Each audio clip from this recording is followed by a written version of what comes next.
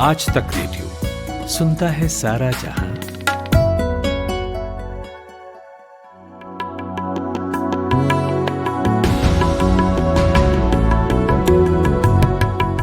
दरकार तहफ्फुज़ है पर सांस भी लेना है, दीवार बनाओ तो दीवार में दर रखना। आनिस मोइन का ये शेर है और सबको इस वक्त ये लग रहा है कि दीवार में दर रखना चाहिए था।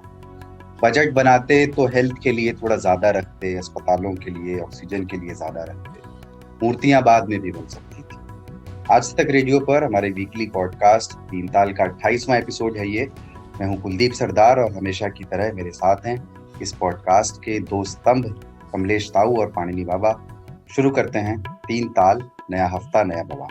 जय हो जय हो जय हो जय हो जय हो। तो तीन ताल के बारे में कई लोग ये पूछते हैं कि इसे कहाँ कहाँ सुना जा सकता है। ताऊ, आज थोड़ा शुरुआत इसी से की जाए कि पहले यही कि कोई भी पॉडकास्ट क्यों सुनना चाहिए और कहाँ सुनना चाहिए, इसके लिए क्या? देखिए, पॉडकास्ट तो आप कहीं भी सुन सकते हैं, जो भी आपकी पसंदीदा जगह हो, जैसा कि हम कहते हैं। पर आसानी, मेरा पर्सनल प्रेफरेंस जो है गूगल का पॉडकास्ट ऐप है। ये एंड्रॉयड फोन में होता है और एप्पल में भी होता है। कोई भी फोन आप यूज कर रहे हो उसमें आपको पॉडकास्ट सर्च करेंगे ऐप स्टोर में तो वहां आपको गूगल पॉडकास्ट ऐप मिल जाएगा। बस उसको डाउनलोड करिए, वहां पे तीन ताल सर्च करिए, तीन ताल आया उसको सब्सक्राइब कीजिए। फिर जैसे ही नया एपिसोड आता है आपको एक सूचना आ जाती है नया एपिसोड आया, या तो आप ऐप में जाकर देख सकते हैं कि नया एपिसोड आ गया है और वहां सुनने में मुझे फायदा क्या होता है कि मैंने जहां तक सुना वो याद रखता है कि इसने यहां तक सुना है, फिर मैं कभी भी उसको वहां से शुरू कर सकता हूँ। वो बड़ी आसानी होती है। नहीं तो आज तक ऐप पर, आज तक के वेबसाइट पर, आज तक के मोबाइल वेब पर, स्पॉटिफाई पर जो बहुत पॉपुलर है आजकल। हाँ, म्यूजिक की वजह से बहुत लोग हाँ, स्पॉटिफाई है, जियो सावन है, ऐसे भी जो प्लेटफॉर्म्स हैं वहां पर भी आपको पॉडकास्ट का एक सेक्शन होता है, उसमें आपको तीन ताल मिल जाएगा, वहां पे सब्सक्राइब कर लीजिए। सुनने के लिए बहुत जगह है। मेरा पर्सनल प्रेफरेंस जो है वो गूगल का पॉडकास्ट ऐप है। पर बाबा, आप पॉडकास्ट, अगर अभी किसी को हम कहें कि आप अगर पॉडकास्ट नहीं सुनते हो, कोई भी पॉडकास्ट, तीन ताल ही नहीं, कोई भी और भी, आज तक रेडियो भी 16-17 पॉडकास्ट करता है, तो हमें वो पॉडकास्ट क्यों सुनने चाहिए? ये पॉडकास्ट सुनने की हैबिट क्यों बेहतर है और दूसरे तरीकों जो है कंटेंट कंज्यूम करना?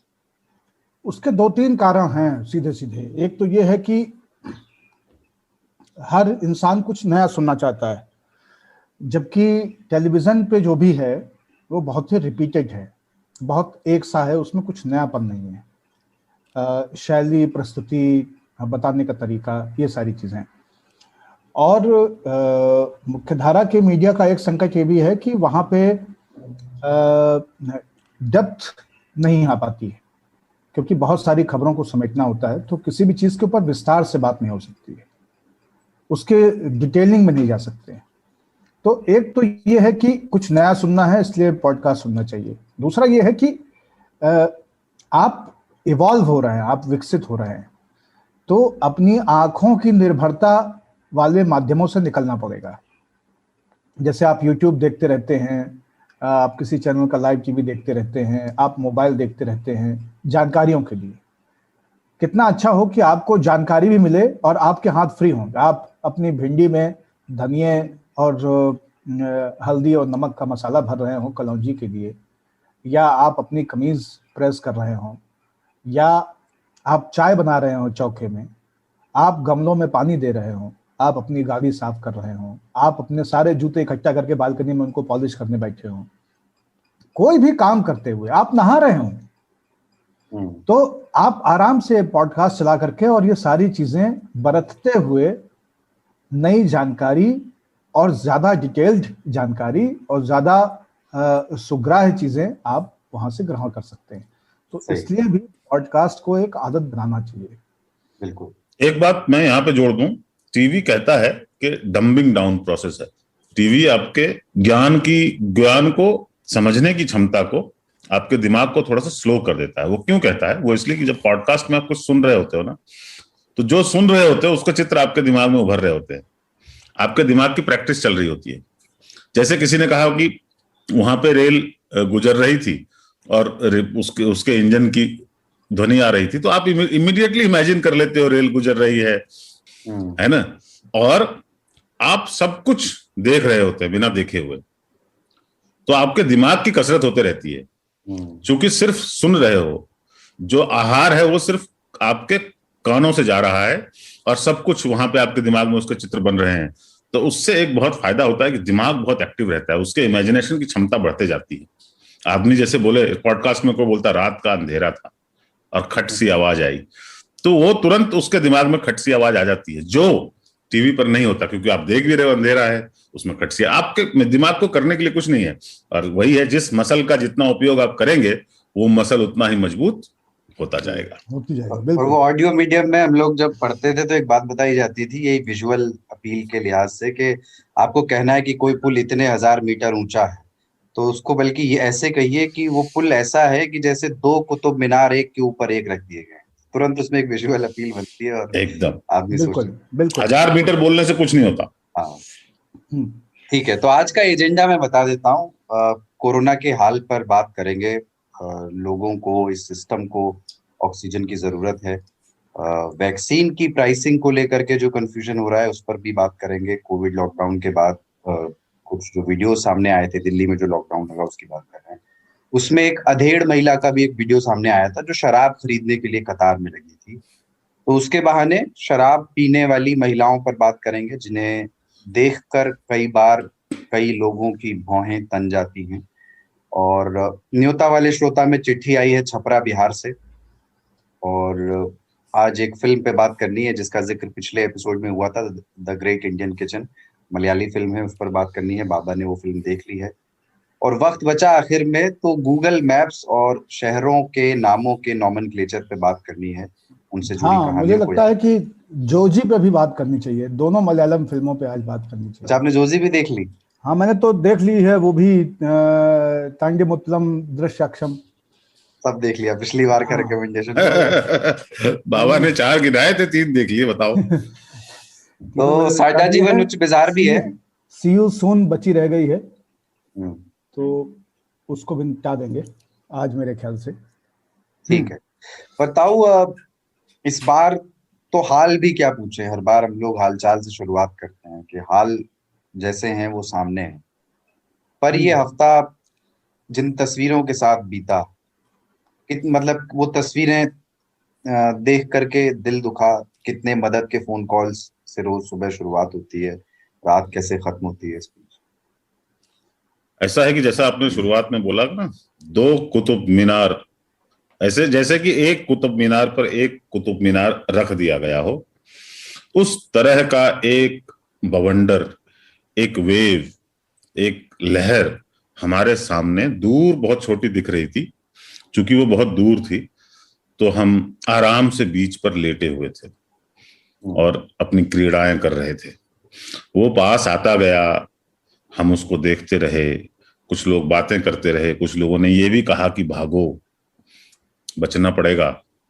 लेकिन जब वो लहर आके ढा मार गई, हमारे सारे बीच के इंतजाम को बहा देने पर आतुर हो गई, जब सब कुछ बह जाने को था, तब हमको ख्याल आया कि इस लहर पे हमें पहले सोचना चाहिए था। हमने इसके बारे में बात क्यों नहीं की, लेकिन अब तक बहुत देर हो चुकी है। हम उस लहर के गिरफ्त में हैं, सांस मांग रहे हैं। उसने ऐसे जकड़ा हुआ है पूरे मुल्क को। हमारा मुल्क बहुत बड़ा है, बहुत आबादी है हमारी, बड़ा तो जो भी है, आबादी बहुत है।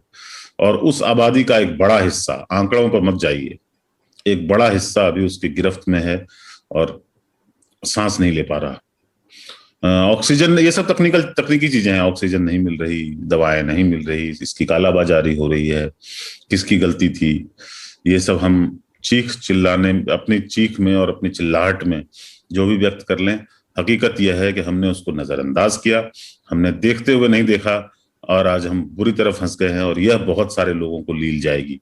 उसके बाद समेटने को बहुत कुछ होगा, बहुत कचरा होगा, बहुत सारा कचरा, बहुत सारा द्वेष, बहुत सारा गुस्सा अपने आप पर जो हम दूसरों पर निकालेंगे। हम अभी उसके पीक पर नहीं हैं। अभी बाबा पीक एक चीज आने वाला है। बहुत असहाय स्थिति है, बहुत ही एक ऐसा है कि जैसे अनुभूतियों के स्तर पे ऐसा लगता है जैसे कि आप किसी तालाब में डूब रहे हैं और बार बार आप उस घुटन से निकलने की कोशिश करते हैं, लेकिन कोई बार बार आपके सर पे पैर रख दे रहा है। तो उस किस्म की घुटन है इस वक्त कि आप अपनी चार दीवारों में, मैं खुद देखिए पिछले 2 हफ्ते से जीना नहीं उतरा हूँ, घर में कैद हूँ और घर में ही जो चीज़ें हैं, जितनी सब्जियां बची हैं, जो राशन पानी है, उसी से अपना गुजारा चल रहा है। जो मदद करने के लिए अनुसुईया रूप आती थी मेड हमारी, अब वो भी नहीं आ रही हैं, उनको भी मना कर दिया है। तो अब झाड़ू पोछा बासन बर्तन कपड़ा लत्ता और सारी चीज़ें स्वयं हो रही हैं और साथ साथ नौकरी भी चल रही है और बाकी पूरा समय लोगों के लिए ऑक्सीजन और बेड खोजने में जा रहा है। तो इस तरह से है। एक पिछले दिनों मैंने कुछ लिखा था, तो उसमें से एक रचना है जो कि हमारी स्थिति को, मैं आज आने वाला था उस, हाँ, एकदम बहुत साफ साफ बताती है। उसका टाइटल है ब्रायलर मुर्गे। तो वो मैं सुना दूं क्या? हाँ हाँ बिल्कुल। हाँ, तो ये हमारे आपकी आज की जो स्थिति है उसके ऊपर उसको रेखांकित करने के लिए ये कोशिश है।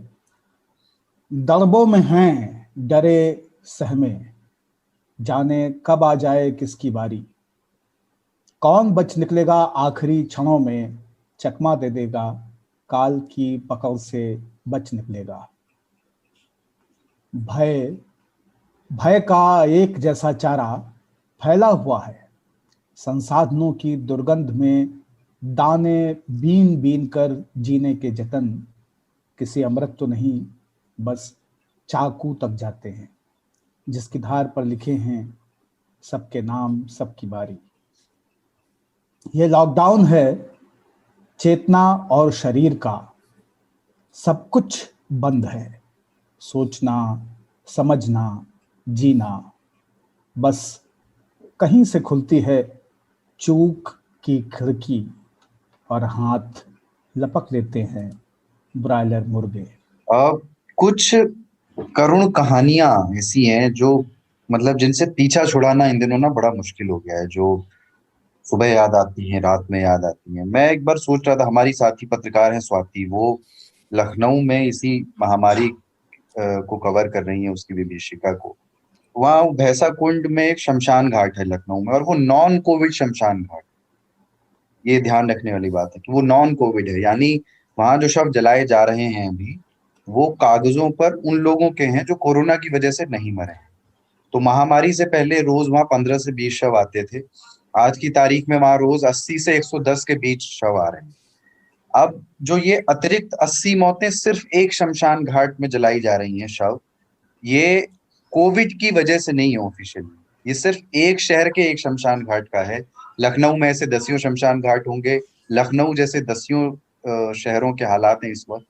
तो इस महामारी की ऐसी भी विभीषिका है जो किसी किताब में किसी डायरी में दर्ज नहीं हो रही।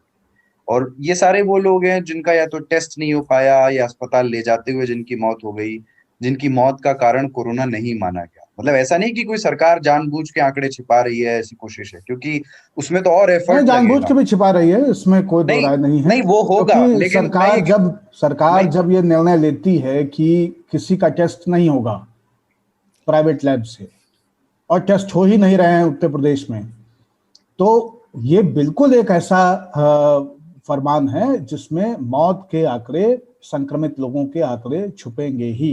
वो भी दूसरी बात का ख्याल रखना सरदार, वो ये है कि बहुत सारे लोग रोजाना अस्पतालों में बचाए जाते थे कोरोना के पहले, वो अब उनको अस्पताल नहीं बचा पा रहा है। किसी को हार्ट अटैक आ गया, किसी को खून में कोई प्रॉब्लम आ गई, किसी को न्यूमोनिया ही हो गया। बहुत सारे लोगों को शुश्रूषा मिलती थी, वो उनको नहीं मिल पा रहा है अभी। आप बताओ, हार्ट अटैक वाले जो अस्पताल में ही जाके बचते हैं जनरली, मतलब क्या सबके सब, वो जा ही नहीं पा रहे हैं। उनको एडमिशन करने की तो बात छोड़ो, उनको भी पहले बोला जाता है कोरोना टेस्ट कराएं। आपका दिल डूबने को है और आप को बोला जाता है कि आप कोरोना टेस्ट कराएं। जहां कोरोना वालों को कोरोना टेस्ट मिलना मुश्किल है, वहां पर किसी हार्ट अटैक के मरीज को, दिल के मरीज को कहां से मिलेगा? तो वो भी मर रहे हैं। इतना ध्यान रखिए कि इस लहर में नॉन कोविड वालों की भी मृत्यु बढ़ गई है, क्योंकि जो ट्रॉमा सेंटर है ना, वो भी एक्सेप्ट नहीं कर रहे लोगों को। आपका पैर टूट गया, आप जाएं अस्पताल, ये कोविड अस्पताल है, वो फला नॉन कोविड अस्पताल है, पर उसको भी चाहिए एक सर्टिफिकेट कि आपको कोविड नहीं है। ये बहुत बड़ा संकट है, हम बहुत बड़े प्रलयंकारी समय से गुजर रहे हैं।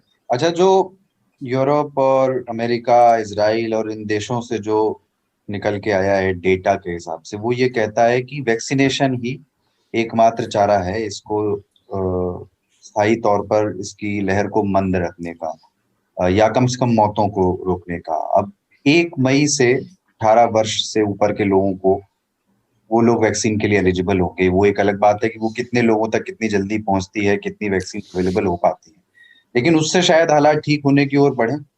पहले दिन से ही ये फेल हो जाएगा, आप ये देख लेना। उसमें मुश्किल ये है कि हमारे पास वैक्सीन नहीं है। हमारा जो अपना वैक्सीन है, कोवैक्सीन, जो भारत बायोटेक बनाता है, उसकी कैपेसिटी नहीं है। जो सीरम इंस्टीट्यूट है, उसका कच्चा माल अमेरिका से आता है, जिसपे जो बाइडेन बैठ गए हैं कि नहीं जाएगा, तो उसकी भी कैपेसिटी बिल्कुल कम हो गई है। इन दोनों को भी मिला लें तो भी हम इतने वैक्सीन प्रोड्यूस नहीं करते कि हम बहुत ज्यादा लोगों को वैक्सीनेट कर पाए कम समय में, कि 2 महीने में कर दें, 3 महीने में कर दें, ऐसा संभव नहीं है। उसके लिए खोल दिए गए हैं बाजार कि रेमडेसिविर, फाइजर, मॉडर्ना, फाइजर को अभी नहीं मिला है, वो आने वाला है। ये सब लोग आ जाएं और हमको वैक्सीन इतना उपलब्ध हो जाए कि हम अपने 18 वर्ष से ऊपर के लोगों को वैक्सीनेट कर पाए। 1 तारीख से संभव नहीं होगा वह मैं क्लियरली देख रहा हूं। ये कहने की बातें हैं कि 1 तारीख से 18 साल के सभी लोगों को वैक्सीन मिल जाएगी, पर वो मिलेगी नहीं, बहुत लंबी कतारें लगेंगी। और 1 तारीख को शायद हम बहुत बुरे समय में भी होंगे। कोई अस्पताल ऐसा नहीं होगा जहां पे कि लोग वैक्सीनेशन की क्यू में खड़े हों, तो वो प्राइवेट प्रैक्टिशनर को देना पड़ेगा। प्राइवेट प्रैक्टिशनर के पास उसके रिकॉर्डिंग की व्यवस्था और उसका दाम भी होगा। प्राइवेट वाले का दाम 750 से 800 रुपये होगा 1 डोज का, तो गरीब लोग उसमें उसका फायदा नहीं उठा पाएंगे। सरकारी तंत्र में और जो मुफ्त वाली वैक्सीन है उसके लिए बहुत लंबी कतारें होंगी। मुझे नहीं लगता कि हम इसको इतनी जल्दी कर पाएंगे। हमारे पास मास्क, डबल मास्क के अलावा कोई रास्ता ही नहीं है अभी। और जब वैक्सीन लग रही होगी 1 मई से, तो एक भ्रांति और बहुत तेजी से फैलेगी कि वैक्सीन लग रही है फिर भी लोग मर रहे हैं थोक के भाव। क्योंकि होगा क्या कि वैक्सीन की कतारों में संक्रमित और असंक्रमित दोनों तरह के लोग होंगे, और वो आपस में एक दूसरे को संभव है कि संक्रमण दें। और उस सूरत में ये होगा कि भैया गए थे वैक्सीन लगवाने, कोविड पॉजिटिव हो गए और 5 दिन बाद निकल लिए। तो उससे क्या नतीजा निकलेगा कि वैक्सीन से क्यों बचत नहीं है, अब वैक्सीन लगवाए कि मनाई और मरी रहे हैं। 2-3 और वैक्सीन को 90 दिन लगते हैं, वैक्सीन को 90 दिन लगते हैं प्रभावकारी होने में, है ना। और कुछ वीर हमारे जो अभी भी बिना मास्क के घूम रहे हैं वैक्सीन लगा के, तो और तौड़े हो जाएंगे कि हमें तो लग गया, अब मास्क उतार के फेंको। और वैक्सीन कोई गारंटी नहीं कि आपको कोरोना नहीं होगा, जीवन भर आपको कोरोना होगा, आप मरेंगे नहीं, मतलब मरने की संभावना बिल्कुल नगण्य हो जाएगी, वो बात। हाँ, लेकिन नुकसान फिर भी हो सकता है। वो मैं एक बार समझा चुका हूँ अपने श्रोताओं को, हेलमेट का था। हेलमेट वाला, हाँ, तो वो मैंने बहुत लोगों को समझाया फिर आगे। बहुत अच्छी एनालॉजी है वो। आप मरेंगे नहीं लेकिन फैला तो सकते हैं ना। अच्छा, एक चीज ये कि ये वैक्सीन्स के, कोविशील्ड एक वैक्सीन है और उसके अलग अलग प्राइसिंग को लेकर के जो बात हो रही है, क्या वो जो चर्चा है वो क्या थोड़ी इल इन्फॉर्म्ड है, या वो वाकई उसमें एक बात है कि राज्य को महंगी 450 रुपए की कोविशील्ड बेच रहा है और केंद्र को जो है 157 रुपए की बेच रहा है, और प्राइवेट प्लेयर्स को वो 600 रुपए में मिलेगी, जो शायद वो और आगे बढ़ा करके 700-800 रुपए में लगाएंगे। तो ये अलग अलग प्राइसिंग के पीछे की जो स्ट्रेटेजी है, क्या वो प्राइस का कंट्रोल गवर्नमेंट अपने हाथ में रखना चाहती है? क्या वो भी एक सही तरीका है? क्योंकि ऐसा ना हो कि कोई एक राज्य अपनी जरूरत से ज्यादा भी स्टोर करके रख ले। क्या उसके पीछे के, तो उसमें राज्यों ने कहा है कि वो वैक्सीन फ्री में लगाएंगे, केंद्र ने भी कहा है कि वैक्सीन फ्री में लगाएंगे।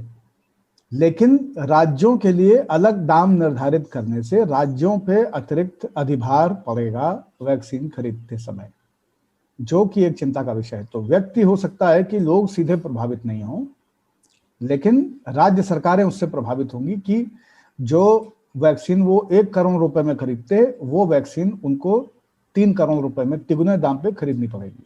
और वो राज्य सरकार का बजट भी तो जनता का ही पैसा है, वो कोई हवा से हाँ, आसमान जनता में का थोड़ी पैसा आया है, लेकिन जनता का ही पैसा है, लेकिन राम सुमेर के लिए तरकारी जो है 50 रुपया किलो है और राम अझोर के लिए 150 रुपया किलो है, तो ये तो ठीक नहीं है ना। इसमें देखो हाँ, एक वही गेम है, इसमें एक गेम है।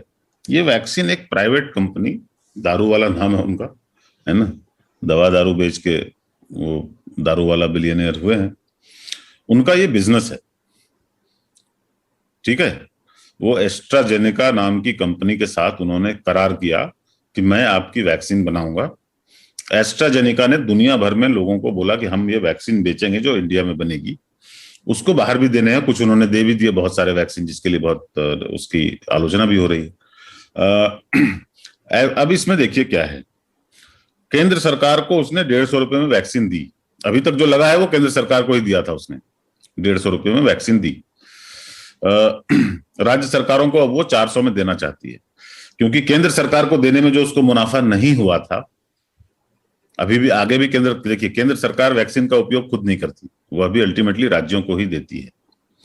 तो वो केंद्र सरकार भी राज्यों में ही बांटेगी वो वैक्सीन, जो भी वो 150 रुपए में लेगी, और बाकी जो है राज्य 400 रुपए में खरीदेगी, ऐसा ही प्रस्ताव है। अब है कि उसने पहले जो वैक्सीन दी थी 150 रुपए में, उसका जो भी उसमें उसको मुनाफा नहीं हुआ या घाटा हुआ, जो भी हुआ, उसकी भरपाई वो राज्यों वाले वैक्सीन में करना चाहते हैं। मुफ्त में तो वैक्सीन देगा नहीं वो, क्योंकि वो उसका बिजनेस है। जैसे ऑक्सीजन अभी दे रहे हैं लोग, पर जो ऑक्सीजन बना रहा है वह उसके पैसे ले रहा है ना, वो मुफ्त में नहीं दे रहा। जो दवाइयां रेमडेसिविर अभी वीराफिन जाइडस ने बनाई है, चमत्कारी साबित हो सकती है जैसा दावा किया जा रहा है, तो हमारे लिए तो बहुत, मतलब एक तरह से कहो कि जीवन दान टाइप का निकला है वो। मैं प्रार्थना करता हूं कि ऐसा ही हो जैसा उन्होंने बोला है। अब ये सारे लोग का बिजनेस ही यही है कि वो दवा, पैसे के लिए दवाएं बेचते हैं, पैसे के लिए वैक्सीन बेचते हैं। सीरम इंस्टीट्यूट ने बाय द वे अलग अलग देशों में अलग अलग दाम रखे हैं, है ना। कहीं पे $3 है, जो कि लगभग 200 रुपये का है, कहीं पे $4 है, कहीं पे $6 है, कहीं पे $8 है। इस तरह के प्राइस उसने रखे हैं। अमेरिका में उसने एक खेप भेज दिया जिसका उपयोग नहीं हो रहा, क्योंकि सरकार ने वहां पे इजाजत ही नहीं दी है इसको, तो वो सड़ रहा है, वैक्सीन एक्सपायर ना कर जाए। और उसको अमेरिका कहीं किसी और देश को दे भी नहीं रहा, बैठा हुआ दे भी नहीं रहा, उस पर बैठा हुआ है। तो वैक्सीन के का जो अर्थशास्त्र है, उसमें यही है कि हमें पूना वाला से ये आशा नहीं करनी चाहिए कि वो हमें 150 रुपए में दे, 200 रुपए में दे, 300 रुपए में दे। पैसे आखिर हमारे ही हैं। केंद्र सरकार को 150 में मिले वो पैसे भी हमारे हैं, राज्य सरकारों को 400 मिले वो पैसे भी हमारे हैं। केंद्र सरकार को मिले या राज्य सरकार को मिले, मिलना तो नागरिकों की वो वैक्सीन, वो उसको कोई एक आदमी तो लगा नहीं सकता, या उसका कोई चारा नहीं है। वैक्सीन जो है वो हर देश के लिए अलग मार्क होते हैं, अलग ब्रांड नेम होता है उनका, तो आप उसको चोरी छिपे कहीं भेज भी नहीं सकते, ना उसको कोई लगाने की इजाजत देगा।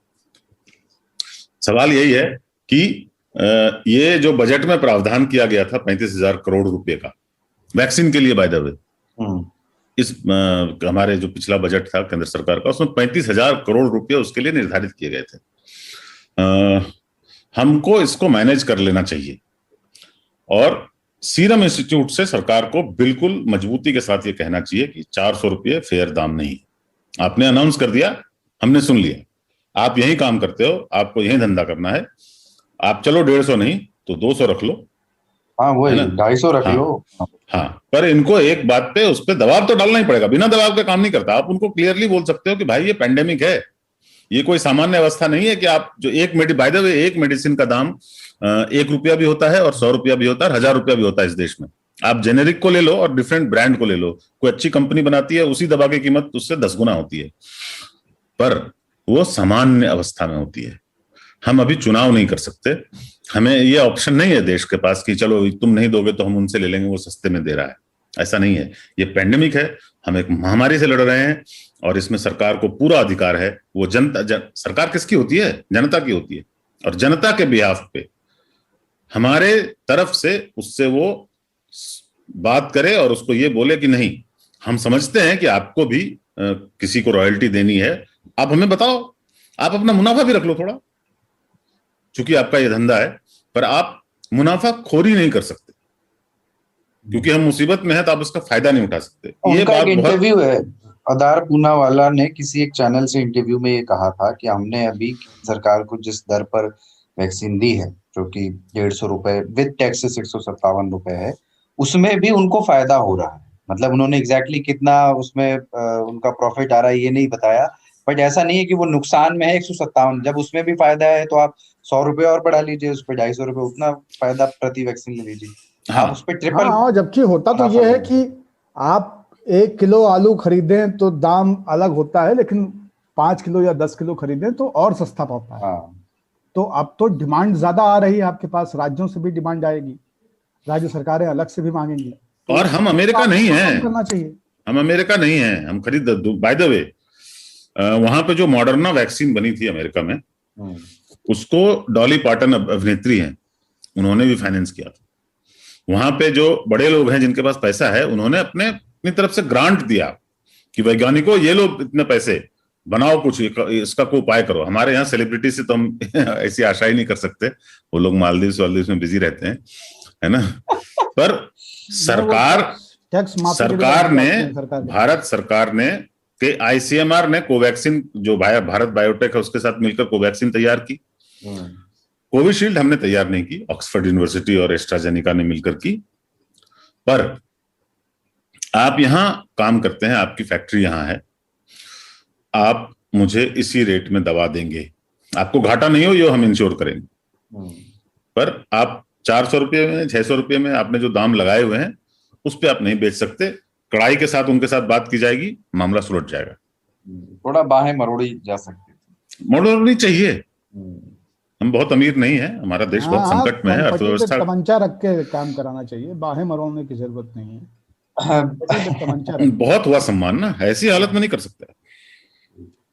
अच्छा, बहुत सारे लोग ये मुश्किल समय में मदद कर रहे हैं, अपना पूरा टाइम दे रहे हैं कि सोशल मीडिया के इस्तेमाल से बहुत सारे लोग लगे हैं ऑक्सीजन और दवाइयाँ और प्लाज्मा जरूरतमंदों तक पहुंचाने में, सिर्फ फोन कॉल्स के जरिए सही लोगों को सही लोगों तक कनेक्ट कराने में, और जो कुछ नहीं पहुंचा सकते वो जानकारी पहुंचा रहे हैं। मैं अभी 2 दिन पहले लखनऊ में एक चांद कुरैशी हैं, एनजीओ है उनका, उनसे बात कर रहा था, तो वो लोग प्लांट में, उनके लोग, उनकी टीम जाकर के लाइन में लगती है, प्लांट्स एनजीओस को ऑक्सीजन देते हैं सिलेंडर्स में, और वो उनको रिफिल कर रहे हैं मुफ्त में लखनऊ में। और तो उन्होंने ये कहा कि जरूरी नहीं कि आप ऑक्सीजन के जरिए, दवाइयों के जरिए मदद करें लोगों की, अगर आप इस वक्त प्यार के 2 मीठे बोल भी बोल देंगे किसी परेशान जरूरतमंद आदमी को, तो वो भी बड़े सवाब का काम। पुराने लिसनर है हमारे, काफी हमें ईमेल्स करते रहते हैं, नागेंद्र त्रिपाठी, गाडरवारा, नरसिंहपुर, मध्य प्रदेश से, और उन्होंने ऐसे ही मददगारों के लिए कविता भेजी है, और वो कविता उन्होंने नहीं लिखी है, उनके शहर के साहित्यकार नरेंद्र श्रीवास्तव ने लिखी है।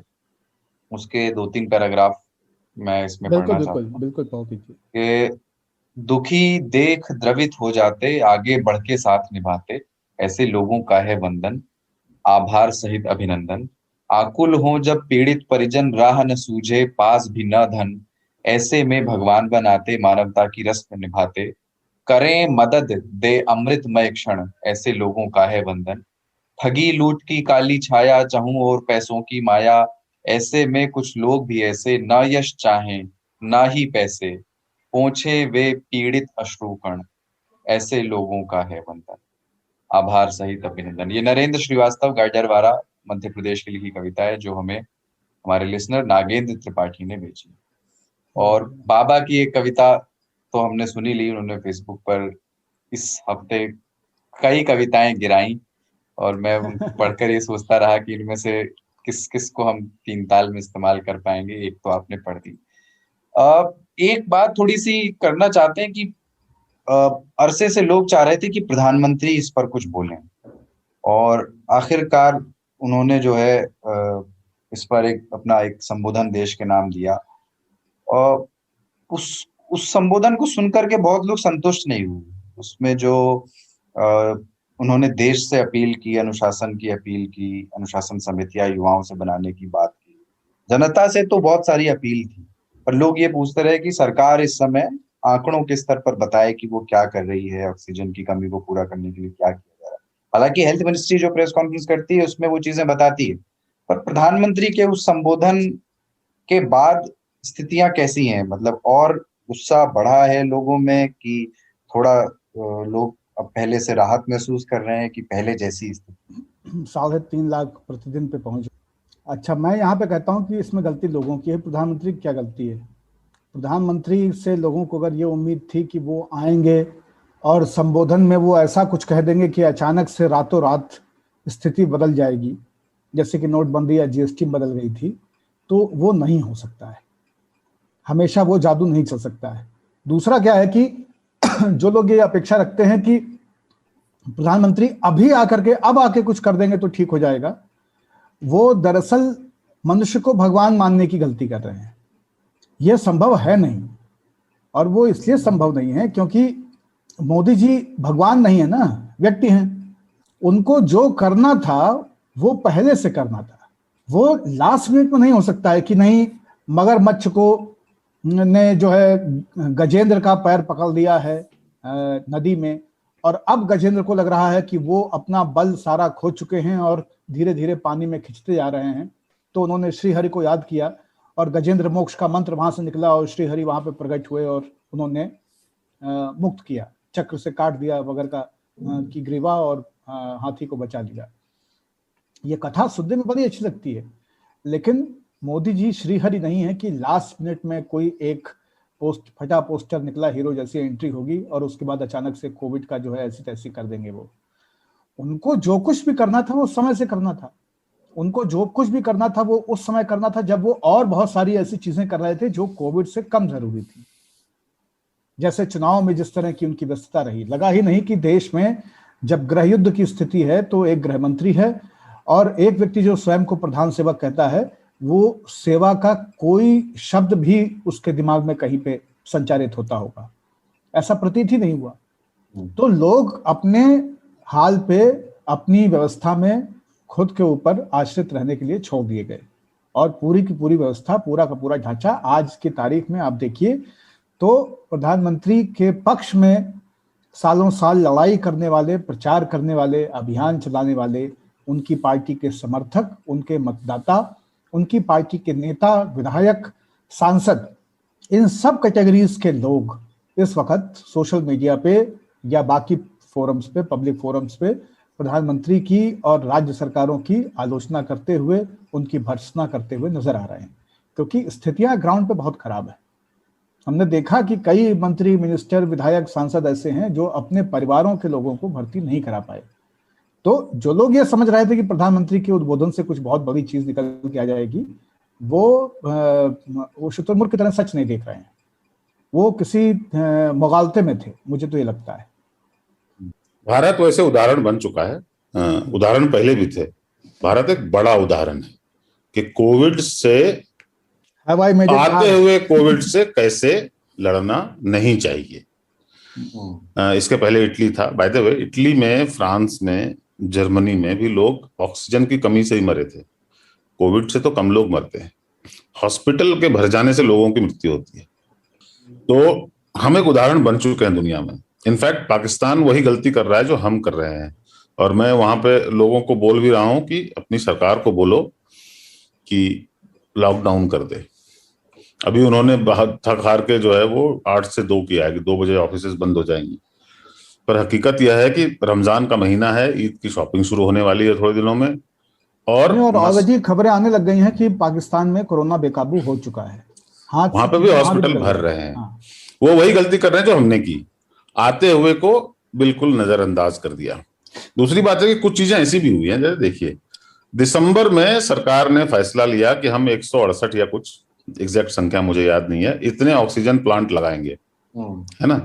जनवरी में शायद 17 तारीख को पैसे भी आवंटित हो गए सभी राज्यों को। उसमें से राजस्थान, वेस्ट बंगाल, इन्होंने तो एक भी नहीं लगाए। कुछ राज्यों ने लगाए, जैसे गुजरात ने शायद 6 लगाए, महाराष्ट्र ने कुछ लगाए, बाकी राज्यों ने एक एक लगाए। इसलिए ना कि उस समय ऑक्सीजन की कमी नहीं थी। अगर आप जनवरी में देखें तो ऑक्सीजन की कमी नहीं थी, तो उन्हें लग रहा था कि जल्दी क्या है। तो ऐसा नहीं था कि हमारा तंत्र बिल्कुल काम नहीं कर रहा था, क्योंकि हम चूंकि समाचार माध्यमों में हैं, तो हमने देखा है कि खबरें आती थी कि कोविड सर्ज पे मीटिंग हो रही है, प्रधानमंत्री ने फलाने स्टेट को बोला है, प्रधानमंत्री कार्यालय ने 4 स्टेट या 5 स्टेट को बोला है कि वो अपने नंबरों पर नजर रखे हैं। प्रधानमंत्री स्वयं दूसरे कामों में व्यस्त रहे, पर व्यवस्था में इस तरह की सुगबुगाहट थी। पर सुगबुगाहट होने से क्या होता है, आपको तो चिल्लाना पड़ता है ना कि भाग, कुछ भी एग्जीक्यूशन हुआ नहीं। हाँ, एग्जीक्यूशन कुछ नहीं हुआ। हमने बहुत हल्के में ले लिया और हम हल्के में आज मर रहे हैं। अब बिजार स्टोरी का वक्त हो गया है, और वो भी इस बार इत्तेफाक से थोड़ी कोरोना से जुड़ती है। ये बिजारोत्तेजक खबर बिहार के मुजफ्फरपुर से आई है, जहां चोरों ने पीपीई किट पहन करके चोरी की, और जिनके यहाँ चोरी हुई वो न्याय विभाग के कर्मचारी हैं। उनके घर से जो है करीब 37 लाख रुपए बताए जाते हैं कि 37 लाख रुपए का सामान सब मिला करके ले जाएंगे, वो ले गए। और घटना के वक्त जो है परिवार का कोई व्यक्ति घर पे नहीं था, और पर फिर भी जो है चोर पूरे प्रिकॉशंस के साथ मकान में दाखिल हुए और सामान ले गए। और ये उन्होंने पीपीई किट पहनी हुई थी, इसका पता चला बाद में सीसीटीवी कैमरा। उन्होंने पीपीई किट कोई प्रिकॉशन के लिए नहीं पहनी थी, उन्होंने सीसीटीवी कैमरा के लिए पहनी थी। पहले उनको पता नहीं था कि ऐसा भी कुछ होता है जिससे कि अपने आप को पूरी तरह से ढक सकते हो, पता नहीं चलेगा कौन है। तो पीपीई किट उपलब्ध है अभी, और वो घुस जाते हैं पहनकर। एक बड़े औद्योगिक परिवार के साथ में एक जो घटना की साजिश का पिछले दिनों खुलासा हुआ था, उसमें भी पीपीई किट का इस्तेमाल हुआ था। तो आइडिया हो सकता है कि वहां से लिया हो। पीपीई किट अपनी पहचान को छुपाने का इस वक्त सबसे बेहतर तरीका है। पिछले साल भी एक ज्वेलरी के दुकान में पीपीई किट पहनकर चोरों ने ज्वेलरी चुराने का काम किया था। चेहरा छुपाने के लिए तो मास्क है ही अभी, वो तो हाँ, उसके ऊपर से पीपीई किट पहन ले, हर आदमी गोल गोल मोटा मोटा दिखता है। नहीं, और दूसरा क्या है कि पीपीई किट पहन के जब आप बाहर निकलेंगे तो आपकी जेबों में सोना भी भरा है ना, तो आदमी आपसे बच के रहेगा। आपको लगेगा नहीं, आपको कोई पकड़ेगा नहीं। उनको लगेगा कि नहीं, ये तो आ रहे हैं कुछ हेल्थ केयर वाले हैं, ये जरूर कोविड वालों को या तो इलाज कर रहा है, या दवा दे रहा है, या उनके शव उठा रहा है। दूर ही रहो। हाँ, तो इनसे तो दूर ही रहो। तो वो आके पब्लिक की तरफ भागने लग जाए ना, पीपीई किट पहना हुआ आदमी, तो पब्लिक तितर बितर हो जाए। एक और चोरी वाली एक और खबर आई हरियाणा के जींद से, वो भी सुनी होगी आपने। वहां चोर की तारीफ हो रही है। हुआ ये कि वो सिविल अस्पताल में वो चोरी हो गई थी रात में, और बाद में चोर को पता चला कि जो सामान वो उठा लाया है उसमें कोरोना की जो है 1710 डोज हैं। तो अगले दिन शाम को वो आया और वही सिविल लाइन थाने के सामने चाय के खोखे पर एक अंकल जी को वो पकड़ा गया थैला कि साहब ये अंदर मुंशी जी का खाना है, इसमें मुंशी जी को दे देना। और जब वो मुंशी जी को दिया गया, उन्होंने बैग खोला तो उसमें कोरोना वैक्सीन की जो शीशियां चोरी हुई थी वो थी, और उसमें एक पर्ची लिखी थी जो बड़ी वायरल हुई कि सॉरी मुझे, हस्तलिखित पत्र, सॉरी मुझे पता नहीं था इसमें कोरोना की दवाई है। तो ये यहाँ चोर की प्रशंसा हो रही है। बिल्कुल, मुझे लगता है कि इस तरह के चोर हमेशा से, सदियों से आम जन को प्रभावित करते आए हैं, और सरकारों को उससे कुछ सीखना चाहिए। उसमें एक्सपर्ट्स ये कह रहे हैं उसमें कि हालांकि अब ये वैक्सीन यूज नहीं करनी चाहिए, क्योंकि वो एक अरसे तक उस टेम्परेचर में नहीं रही, उस ठंडे तापमान में जिसमें इनको रहना चाहिए, तो शायद अब वो काम की ना रही हो। पर ठीक है, चोर का एक जेस्चर था जो उसको अप्रिशिएट किया जा रहा है। मुझे ये डाउट है कि चोर रेमडेसिविर चुराने आया था। याद रहे कि रेमडेसिविर की चोरी होती, वरना अस्पताल में फ्रिज के अंदर से कोई सामान क्यों निकालेगा। किसी भी अस्पताल में फ्रिज के अंदर दवाई होगी, सोना तो होगा नहीं। वो दवाई चुराने ही गया था, क्योंकि रेमडेसिविर की मांग बहुत ज्यादा है। लाख लाख रुपए के डोज बिक रहे हैं रेमडेसिविर के, और हो सकता है कि उसने ऐसे ही सोचा कि कुछ दवाइयां हो सकती हैं जो कि काम आ सकती हैं ब्लैक मार्केट में, पर उसको जब लगा कि वैक्सीन है जो कि किसी को दे नहीं सकते, तो उसने वापस कर दी। अस्पतालों का एक पुराना इतिहास भी है दवाओं की चोरी का। अस्पतालों में इंजेक्शन सबसे ज्यादा चोरी होते हैं, और उसकी वजह यह है कि इंजेक्शन हाथों हाथ बिक जाते हैं, लग जाते हैं लोगों को। और कई इंजेक्शन अस्पतालों में बहुत ही महंगी कीमत के होते हैं, लेकिन वो सरकार को सब्सिडी पे उपलब्ध होते हैं ताकि लोगों की जान बचाई जा सके। तो उस तरह के टीके भी होते हैं और वो फिर वो मार्केट में या प्राइवेट हॉस्पिटल्स को जो डिस्ट्रीब्यूटर हैं उन तक जाता है। तो अस्पतालों से इंजेक्शन चोरी जो है वो कोई नई चीज़ नहीं है। नई चीज़ ये है कि ये बंधु जो है, ये जब इनको लगा कि रेमडेसिविर नहीं है, ये तो कोवैक्सीन है या कोविशील्ड है, तो उसको वापस पकड़ा गया कि ये बेचें कहाँ। उसको बेचना मुश्किल हो जाता है, वो तो रख रखाव भी चाहिए उसके लिए। और वैक्सीन लगाने के लिए रिकॉर्ड चाहिए ना, वैक्सीन लगाने के लिए सर्टिफिकेट चाहिए, क्योंकि जो आदमी लगवाएगा उसको सर्टिफिकेट जरूरी होगी, सर्टिफिकेट कहाँ से लगाएगा वो? बिल्कुल, और लगाएगा भी तो तुरंत, मतलब वो अगले 3 घंटे में पकड़ा जाएगा ना।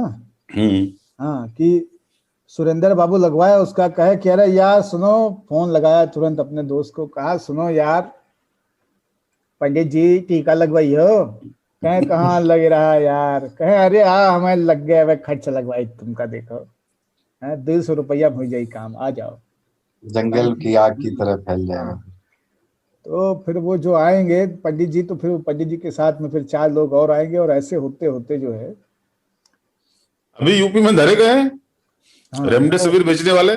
हाँ 20-20 हजार बेचारा वैशाली की नगर वधु बन जाता। उनको फोन करके पुलिस वाले ने पूछ लिया कि भाई साहब बहुत जरूरत है, किधर आए हैं? उसने कहा यहाँ आओ, गए धर लिए। ठीक है, ये कोरोना के टाइम के जो अपराध है ना, भी मतलब सब याद रखा जाएगा, ये भी बड़ा। हाँ, ये ह्यूमन एडेप्टेबिलिटी है, ह्यूमन एडेप्टेबिलिटी है। आप देखिए कि गली कूचों में, झुग्गियों के बाहर भी जहाँ पे पान मसाला मिलता था और पानी की बोतलें, नमकीन के पैकेट, वहां पे भी अब एक डंडे में एक बोर्ड टंगा हुआ है जिसके ऊपर बहुत सारे मास्क पॉलिथीन में वो लपेटे हुए, ट्रांसपेरेंट वाले में, और वो स्टेपल किए हुए हैं, और वो 20-20 रुपया के बिक रहे हैं, 10-10 रुपया के बिक रहे हैं। तो ह्यूमन एडेप्टेबिलिटी जो है वो बहुत कमाल की चीज है। चोरों ने कोविड को अप्रोप्रिएट कर लिया, पुलिस वालों ने भी सुनने में आया है, जांच का विषय है हालांकि, कि वो पीपीई किट पहन के गाड़ियां कहाँ से कहाँ खड़ी करते रहे। डॉक्टर तो खैर अडॉप्ट कर ही लिए हैं कि कैसे इस कोविड के साथ जीते मरते हुए, रहते हुए, सांस लेते हुए लोगों को बचाना है। सरकारों ने कोविड को अडॉप्ट किया कितनी खूबसूरती से, और उससे भी ज़्यादा खूबसूरती से अडॉप्ट किया कोविड को राजनीतिक पार्टियों ने, कि कोविड और राजनीतिक चुनाव साथ साथ कैसे करा सकते हैं। ये कॉन्फिडेंस जो है कमाल का है, जिसमें यूपी के पंचायत चुनाव भी हैं और 5 राज्यों के विधानसभा चुनाव भी। तो ये जो ह्यूमन एडेप्टेबिलिटी है ना, ऐसे ही कोई सर्वाइवल ऑफ फिटेस्ट वाले नारे का नायक नहीं बन जाता है। ऐसे ही नहीं डायनासोर मर गए और ह्यूमंस बचे हुए हैं। तो चोर उसी बिरादरी का एक हिस्सा है। मैं तो ऐसा ही इमेजिन कर रहा था बकवास की, सपोज करो ये कोविड और भी गहरा हो जाए संकट, है ना, और ऐसा एक म्यूटेंट हो जाए कि लोग मरते रहे और आखिर में 2 लोग बचे, है ना, इलाहाबाद में गंगा किनारे बैठ के सिर्फ 2 लोग बचे हों, सब खत्म हो चुके हों, वो दोनों भी पता है बहस कर रहे होंगे कि मोदी की गलती है कि उद्धव ठाकरे की गलती है। अपन लोग मर रहे इसी में लगे हुए हैं, एनीवन बट मोदी। एक ग्रुप के लिए होता है कि किसी को ब्लेम कर दो यार, मोदी को ब्लेम मत करो, तबलीगियों की गलती है। और दूसरे का क्या होता है कि नहीं, किसी की गलती नहीं है, सिर्फ मोदी की गलती है। तो ये 2 हमारे यहाँ ये बहस चलता रहेगा। हम तो मतलब ट्विटर पे मैं देखता हूँ बहुत सारे लोग एक दूसरे की हेल्प करने के लिए दिन रात जगे हुए लगे हुए रहते हैं। बाकी लोग इसी में पीले पड़े हैं कि मोदी ने मरवा दिया, तो दूसरे ग्रुप का कहना होता नहीं, मोदी को छोड़ के किसी का भी नाम लो, उसने मरवा दिया। यही चल रहा है हमारे यहाँ।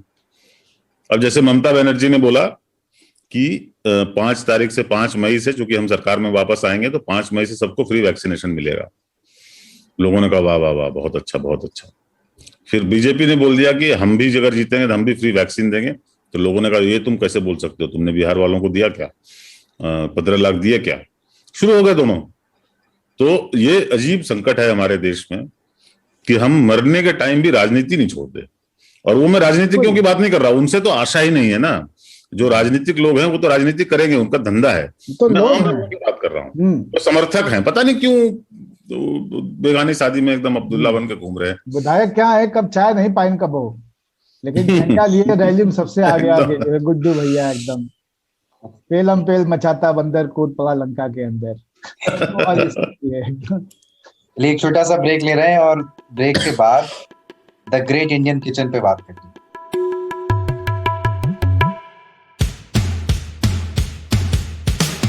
आज तक रेडियो aajtak.in/radio ये हमारा पता है, लेकिन हम आपके पसंदीदा ऑडियो प्लेटफॉर्म्स पर भी हैं। Google podcast, Apple podcast, Spotify, Jio Saavn जैसे ठिकानों पर भी आप हमें सुन सकते हैं। और अगर YouTube आपकी पसंदीदा जगह है तो वहां पर भी हमें सब्सक्राइब कीजिए।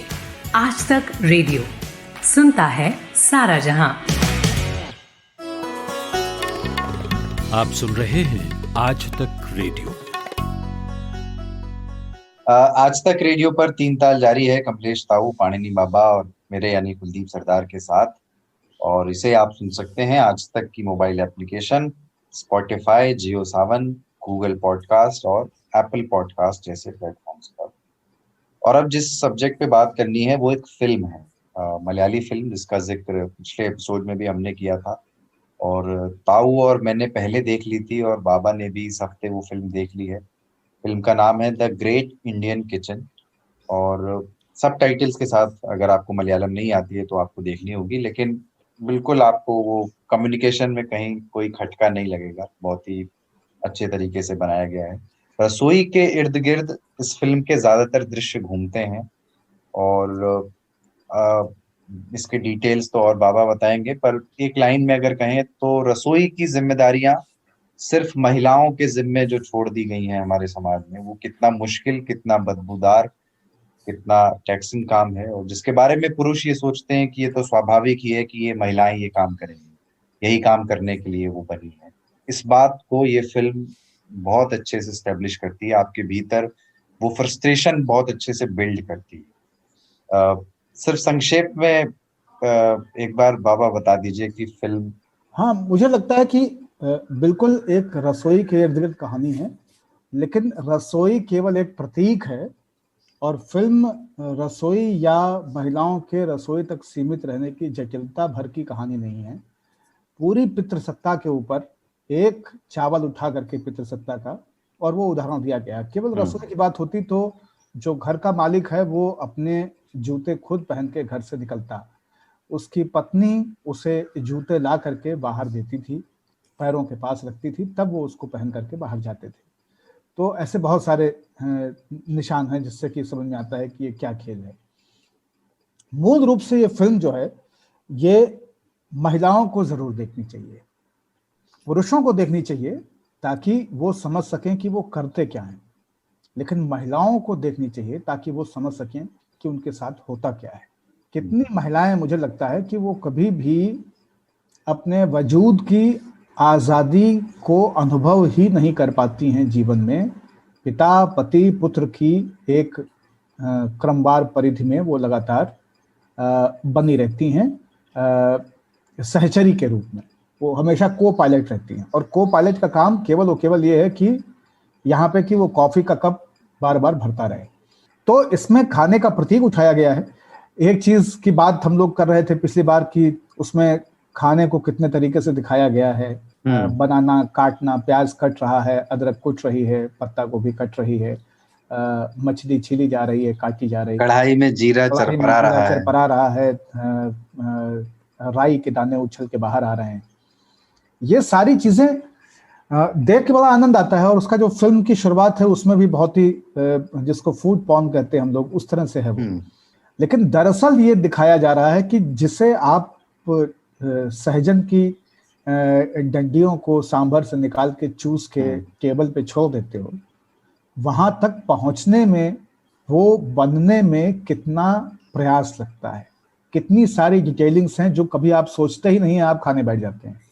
आपको पता ही नहीं होता है कि एक आदमी बर्तन मांजता भी है, एक आदमी कूड़ा फेंकता भी है, एक आदमी लगा हुआ है, एक चीज तवे से उतारी है, दूसरा भगोना रखा है, चाय चढ़ाई है, किसी को कॉफी चाहिए, किसी की पसंद जो है वो कोयले की आंच में पका हुआ चावल है, तो किसी की पसंद में सिल पे पिसी हुई चटनी है, वो मिक्सी की नहीं होनी चाहिए, हाथ से धुला हुआ कपड़ा है, मशीन में नहीं होना चाहिए।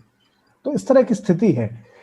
तो नाम सबसे बड़ी चीज जो है इस फिल्म का वो है। और मुझे लगता है कि नाम, क्योंकि भारत हर चीज में त्योहारों पे आता है, संस्कृति पे आता है, और संस्कृति और त्योहारों का एक ही मतलब होता है, वो होता है चौका। सारी संस्कृति जो है चौके से निकल के चौके में खत्म होती है। और इसलिए आप पाते हैं कि कोई भी पर्व त्योहार आपके यहाँ पे घर परिवार में हो, उसमें महिलाओं के लिए कोई स्पेस नहीं है। वो सारे के सारे पर्व त्योहार जो है वो पुरुषों के हैं, क्योंकि महिलाएं सवेरे 4 बजे से चूल्हा जला करके कढ़ाई चढ़ा के बैठ जाती हैं और वो पर्व खत्म होने तक वो पकाती रहती हैं, व्यंजन बनाती रहती हैं, थाल सजाती रहती हैं। और हमेशा जो टेढ़ा वाला या जला वाला दही बड़ा होता है ना, वही महिलाओं की थाली में आता है। एक हमारी परिचित हैं, पत्रकार हैं, उनकी माताजी किसी को समझा रही थी कि बेटी, अगर ब्रेड के पैकेट में जो ऊपर और नीचे की डबल रोटी होती है, अगर वो खाने की आदत ससुराल में डाल दोगी तो जिंदगी भर फिर वही खाना पड़ेगा। वो बात हंसने वाली हो सकती है, लेकिन बहुत मार्के की बात थी कि क्योंकि माताओं के हिस्से में ही बचता है। वो आपको अक्सर अपने घर में आपकी माँ सबसे छोटी थाली में खाना खाते हुए मिल जाएगी, जबकि पुरुषों को हमेशा थाल में खाना दिया जाएगा। और तो उस फिल्म में एक बार पुरुष भी जाते हैं खाना बनाने। हैंगओवर है ना, हाँ, और एक बार पुरुष भी आते हैं तो वो ऐसे ही आते हैं ना कि मतलब आज तो हमने बना दिया, आप काम ही क्या है। हाँ, तो अशोक वाटिका उजड़ जाती है उसमें, इस तरह का खाना पकाना है। और वो कहता भी है कि अब बच्चा क्या है किचन में, बच्चा क्या है काम करने, बोले किचन का काम है। लेकिन मतलब इस कथानक के साथ में जो नाम है ना, द ग्रेट इंडियन किचन, इससे बड़ा जूता इस पूरे पैट्रियार्कल कल्चरल अंडरस्टैंडिंग को और हैंगओवर को और कुछ नहीं हो सकता है कि जिस कल्चर को, जिस ट्रेडिशन को, जिस फेस्टिविटी को आप सेलिब्रेट करते हैं और उसका कोर जो हेडक्वार्टर है, जो उसका न्यूक्लियस है, वो आपका किचन है, वहीं से वो पूरा तरह से डिराइव होता है, वहीं से वो डिफाइन होता है कि ये होली है कि दिवाली है। आप पकवान देख के बताते हैं कि ये होली का खाना है या दिवाली का खाना है। उस पूरे के पूरे कल्चर में किस तरह से पैट्रियार्कल एग्जिस्टेंस है, उसको जूता मारने के लिए ही ये नाम रखा गया, द ग्रेट इंडियन किचन। और सबसे रोचक है इस फिल्म का अंत, जहां पे ये बहुत क्लियर मैसेज है कि वो पुरुष एक दूसरी पत्नी को लेके आता है और उसके वो चाय बना के दे रही है और वैसे ही कप रख के जा रहा है, और ये लड़की निकल करके अपने स्कूल में अपनी स्टूडेंट्स को डांस सिखा रही है, जिससे उसकी पहले शादी हुई थी। वो लड़की जैसे निकलती है, वो जो दृश्य है उसमें जो बिल्डअप है ना, वो पति और ससुर दोनों स्वामी अयप्पा के भक्त हैं और उन्हीं की एक पूजा के दौरान उस लड़की का सब्र टूटता है और बगावत करती है, और बैकग्राउंड में वो मंत्रोच्चार है, स्वामी अयप्पो, और उसको इस्तेमाल किया है फिल्म में उसके बगावत के मूवमेंट के तौर पे, जब वो वही गंदा पानी जो नाली से बिल्कुल। और हमारे ख्याल से 2 एपिसोड पहले ही हम लोग बात कर रहे थे कि कैसे जो रिलीजन है वो पैट्रियार्की का बाई प्रोडक्ट है। हम लोग की बात कर रहे थे। तो अयप्पा की जो चीचा लेदर होती है उस दिन, वो बहुत ही सोची समझी है। और मुझे लगता है कि कुछ मूवमेंट्स ऐसे हैं ना इस फिल्म में जो इस फिल्म को बहुत महान बनाते हैं। मतलब मैं इस फिल्म को दिल में बैठा चुका हूँ। ये फिल्म मेरे से भूलेगी नहीं। एक तो किचन के भी करीब है, लेकिन और बहुत सारी बातों के करीब है। एक दृश्य जैसे इसमें बहुत इंटरेस्टिंग है, एक तो ये अयप्पा के चांट और नाली का पानी। दूसरा दृश्य एक बहुत इंटरेस्टिंग है, और वो है जब वो लड़की अपने घर जाती है और अपने भाई को पेलती है कि पानी खुद नहीं पी सकता है तू। तो वो भी बहुत इंटरेस्टिंग है कि ये अक्सर होता है ना कि आप लोगों ने देखा होगा उत्तर प्रदेश में, तो खास करके अगली जाति के जितने घर हैं सब में ये होता है कि भाई फ्रिज के बगल में बैठा हुआ होता है और बहन दूसरे कमरे में कुछ कढ़ाई बुनाई कर रही है या अपना पढ़ाई कर रही है, तो उसका दे दे पानी उठ के लेता नहीं है। तो ये जो सुअर पना है ना कि अपनी थाली में हाथ धो लेना, झूठन उठा के थाली में ना डालना, थाली को वॉश बेसिन में रख के नहीं आना, सिंक में नहीं रखना, पानी बहन से मांगना है ना, मीठा माँ से मांगना, कभी भी ये बहुत अजीब सा है। मतलब महिलाएं कभी नहीं सुनाई देती हमको। कभी कभी रेयरली ऐसा होता है कि कोई महिला घर में अपने बेटे से या अपने पति से कहे कि चाय बनाओ यार, वो सुनने को नहीं मिलता है। अब आपने फिल्म देखी तो आपके क्या?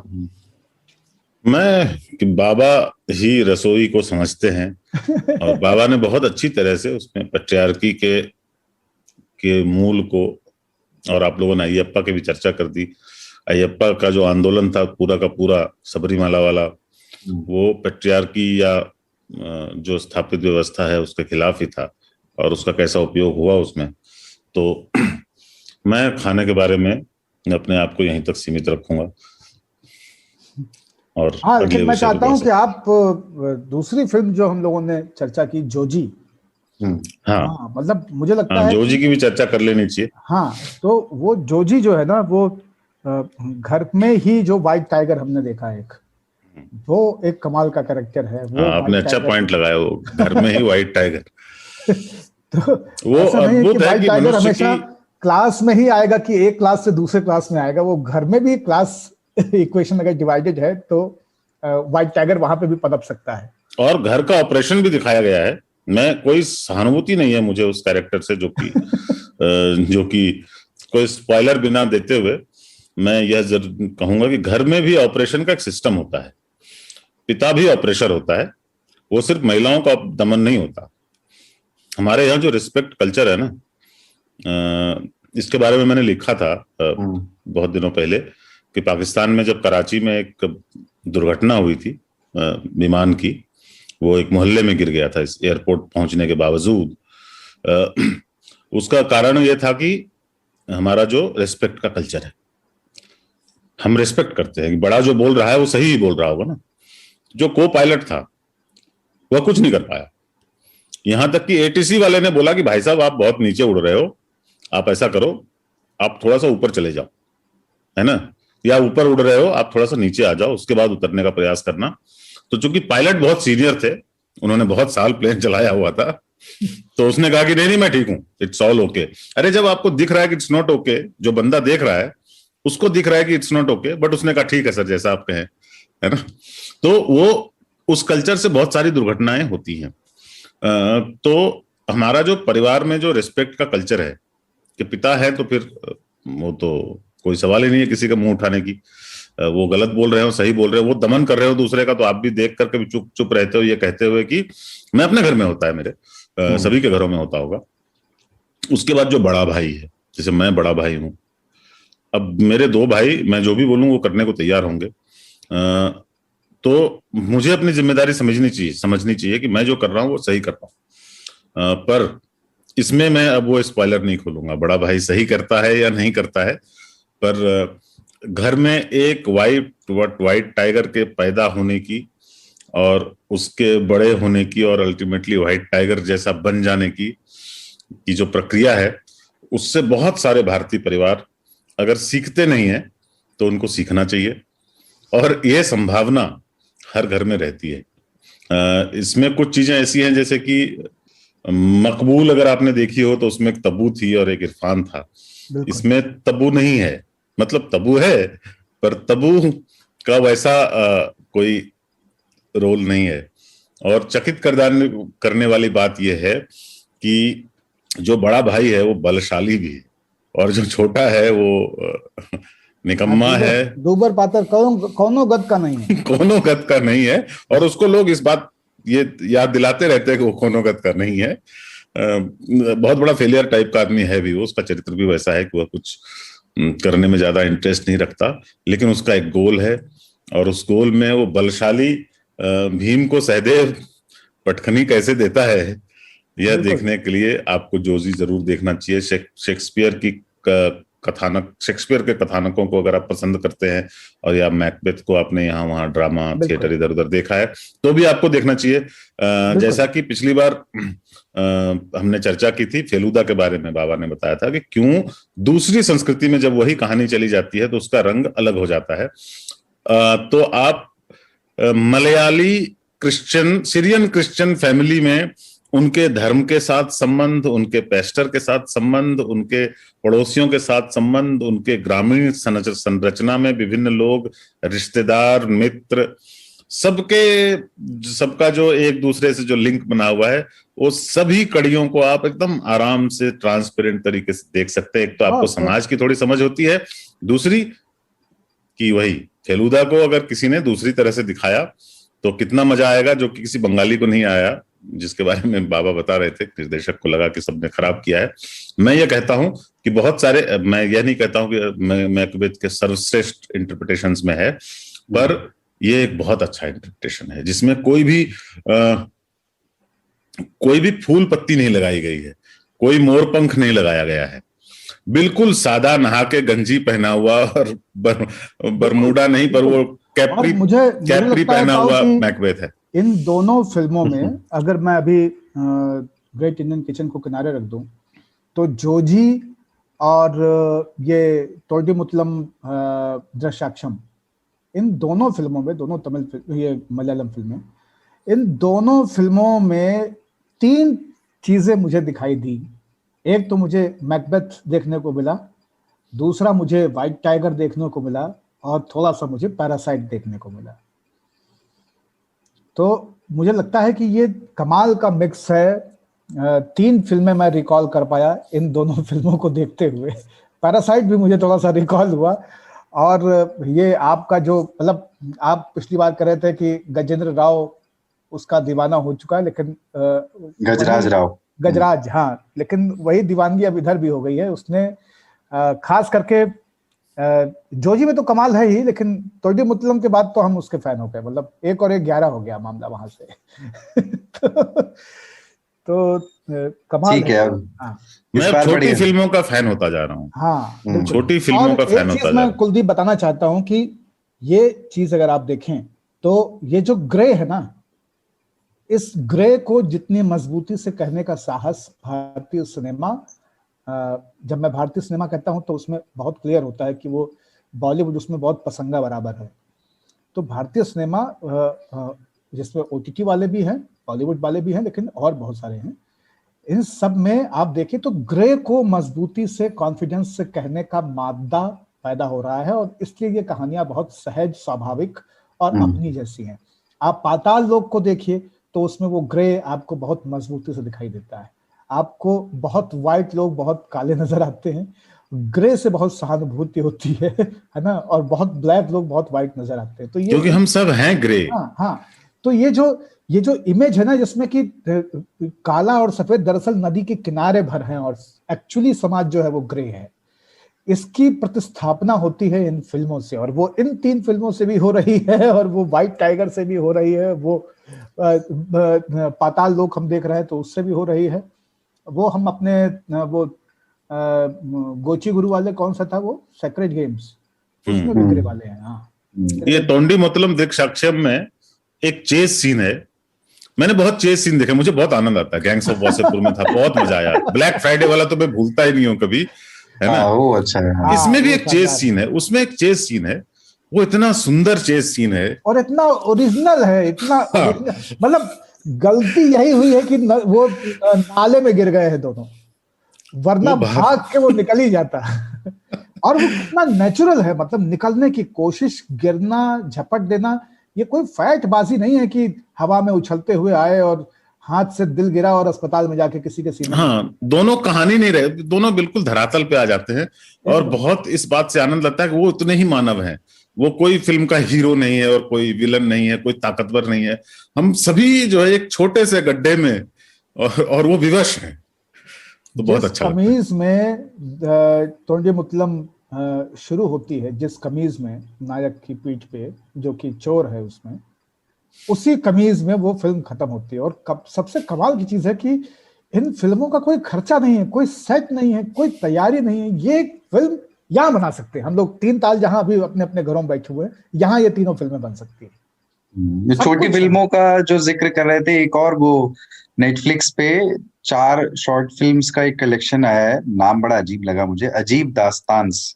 हाँ। लेकिन उसमें से 2 कहानियां मुझे अच्छी लगी। उनमें से एक फिल्म नीरज घेवान ने डायरेक्ट की है, गीली पुच्ची, वो देखनी चाहिए। और उसमें एक 2 महिलाओं के बीच होते होते रह जाता समलैंगिक प्रेम है, और उनमें से एक महिला दलित है और एक ब्राह्मण है, और रोजगार के लिए किया गया संघर्ष है। गीली पुच्ची इस फिल्म का नाम है। पहली 2 कहानियां मुझे अच्छी नहीं लगी खास, मजनू और खिलौना, लेकिन आखिरी की जो 2 कहानियां, नीरज घेवान की गीली पुच्ची और एक दूसरी है कयोज ईरानी की अनकही, जिसमें मानव कौल और शेफाली शाह हैं।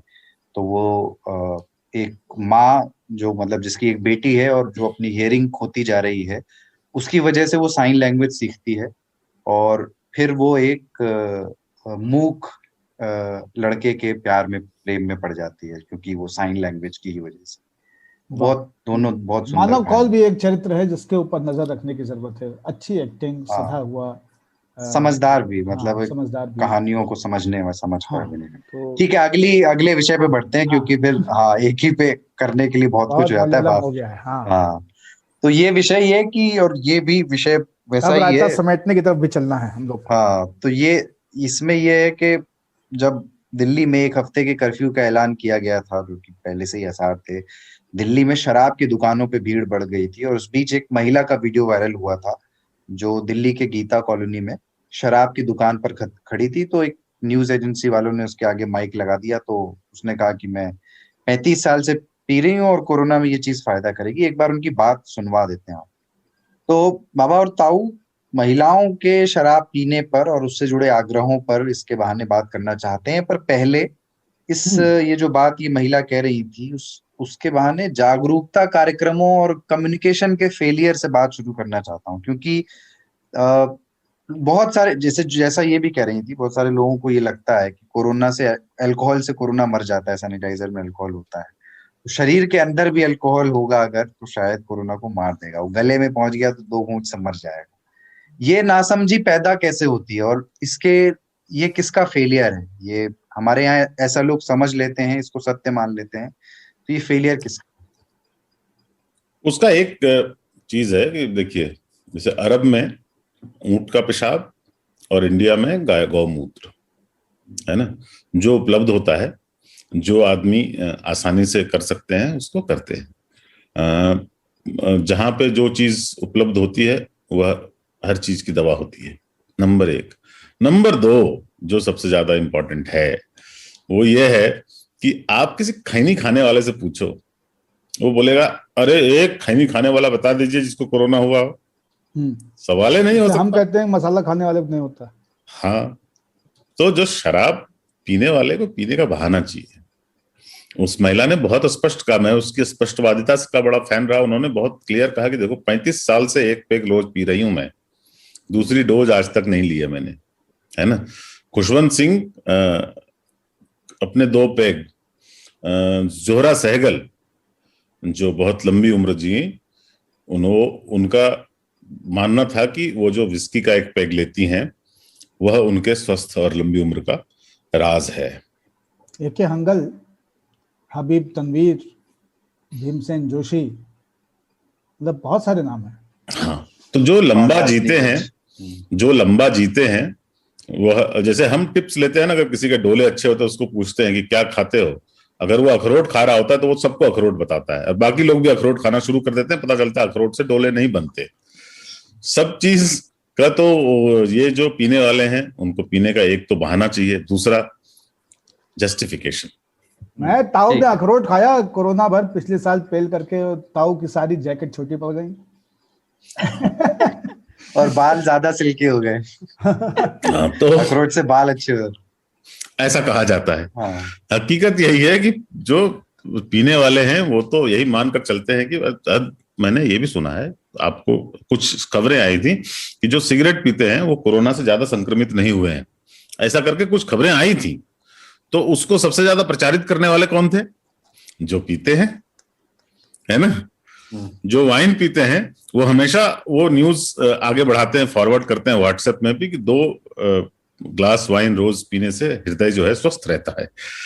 तो हर आदमी को व्यवस्था तो बस ऐसी है ना, क्योंकि मैं देवघर का हूं और हमारे यहाँ के सारे लोग यह समझते हैं कि सारी समस्याओं का समाधान बाबा वैद्यनाथ के दरबार में है, और जो दिल्ली में रहते हैं वह कहते हैं कि सीधे वैष्णो माता के यहाँ चले जाना है, क्योंकि यहाँ से पास है थोड़ा। कालका माता, कालका माता। तो हम लोग बनारस में कहते हैं कि बैजनाथ जी से नहीं हो तो हमारे यहाँ आ जाओ, यहाँ हेडक्वार्टर में हो जाएगा। ये दवाई चलती रहती। जब देवघर से एक ही ट्रेन चलती थी, है ना, वहां से लोकल ट्रेनें चलती थी, पर जो एक ही ट्रेन चलती थी वो बनारस आती थी। क्यों? क्योंकि वो बाबा और बाबा का मिलन हो रहा है, तो यहाँ पे जो श्रद्धालु आते हैं वो वहां भी जाएंगे। ठीक है, तो अब इस बातचीत का दूसरा हिस्सा वो ये कि ऐसे वीडियो वायरल क्यों हो जाते हैं। मतलब मैं महिला के हिसाब से समझना चाहता हूँ कि अगर महिला शराब की कतार में लगी है, और अगर खासतौर से उसकी उम्र अगर थोड़ी ज्यादा है, जिसको जो हमारी मौसी या बुआ हो सकती थी, उसे देखकर लोगों की भौहें ज्यादा जल्दी क्यों चढ़ जाती हैं शराब की दुकान की कतार में, या शराब पीता हुआ देखकर? नहीं, उससे भावें नहीं चढ़ जाती हैं, हम आनंद लेते हैं। हाँ, बाँछें खिलती हैं। हाँ, हमारे सबके अंदर एक औपचारिकता होती है सोशल ऑर्डर के अनुरूप रहने की, तो हम सब वैसे करते हैं। तो आप, मैं, सब लोग शराब पीते होंगे, लेकिन हम में से कोई भी चौराहे पे खड़ा होकर भरी दोपहरी में बोतल मुंह में नहीं लगाता है, क्योंकि वो सोशल ऑर्डर के खिलाफ है। तो हम सबकी एक अनिवार्यता है कि एक औपचारिकता को हमेशा ओढ़े रखना है नीले सियार की तरह, और उसके साथ जीना है। लेकिन उस औपचारिकता के संकुल को जो भी तोड़ता नजर आता है, वो हमें आनंद देने लगता है कि चलो कोई तो भैया, कोई तो कीस, है ना।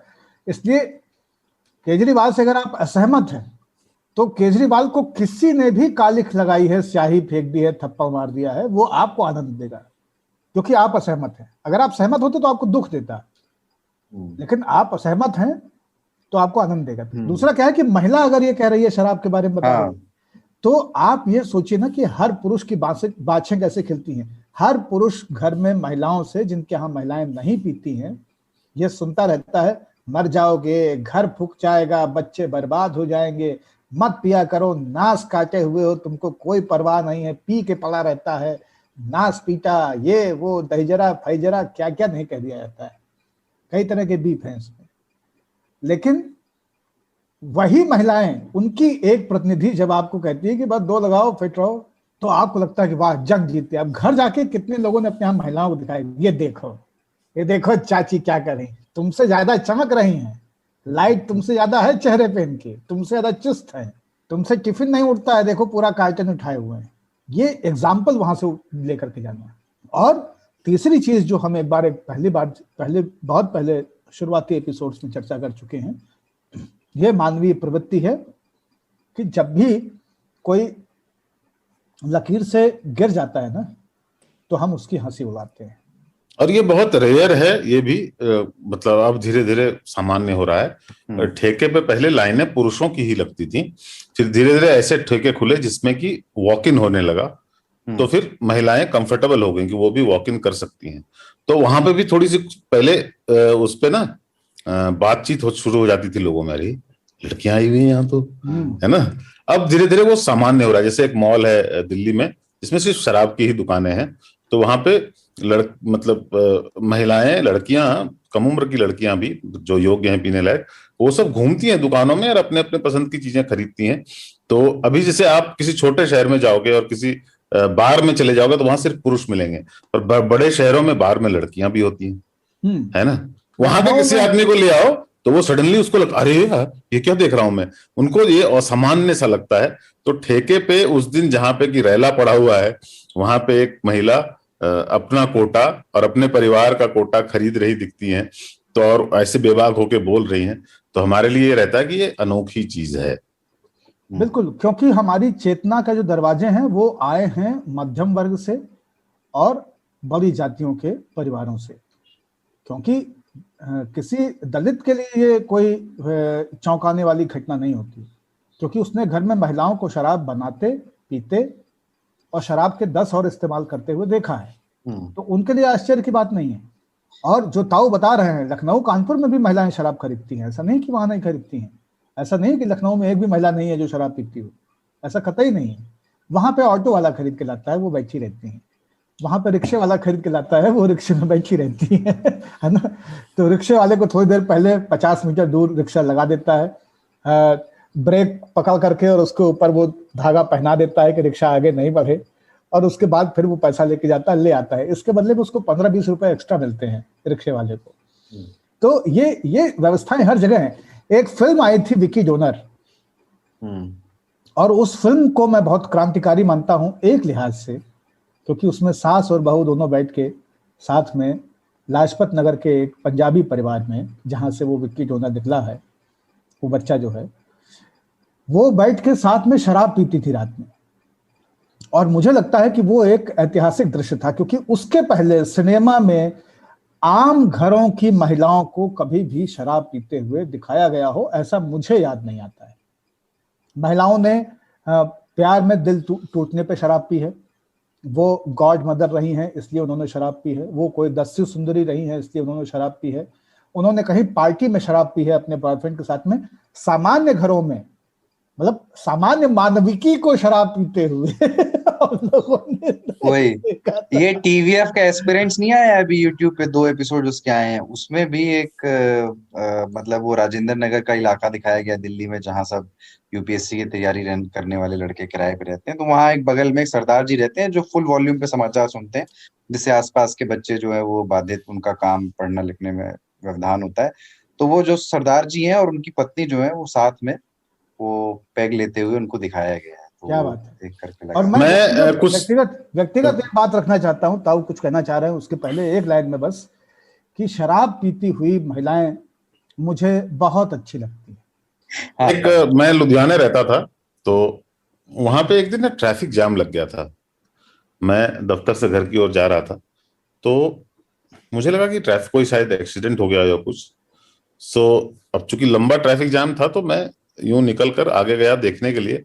वहां ट्रैफिक जैम देखने वालों की थी, लोगों ने गाड़ियां खड़ी कर दी, वो देख रहे थे क्या कि 2 या 3 लड़कियां शराब के नशे में उत्पात मचा रही थी, जो पुरुषों का एक तरह से उस पे आधिपत्य रहा है कि शराब पीकर हम नौटंकी करने की आजादी तो हमें ही है सड़क पर, बीच सड़क पर। तो वो ऐसा अद्भुत था। तो फिर मैंने बाद में मुझे पता चला कि ये तो सामान्य है, कुछ लोग शराब के नशे में बहक जाते हैं, और जब पुरुष बहक सकते हैं तो लड़कियां क्यों नहीं बहक सकती।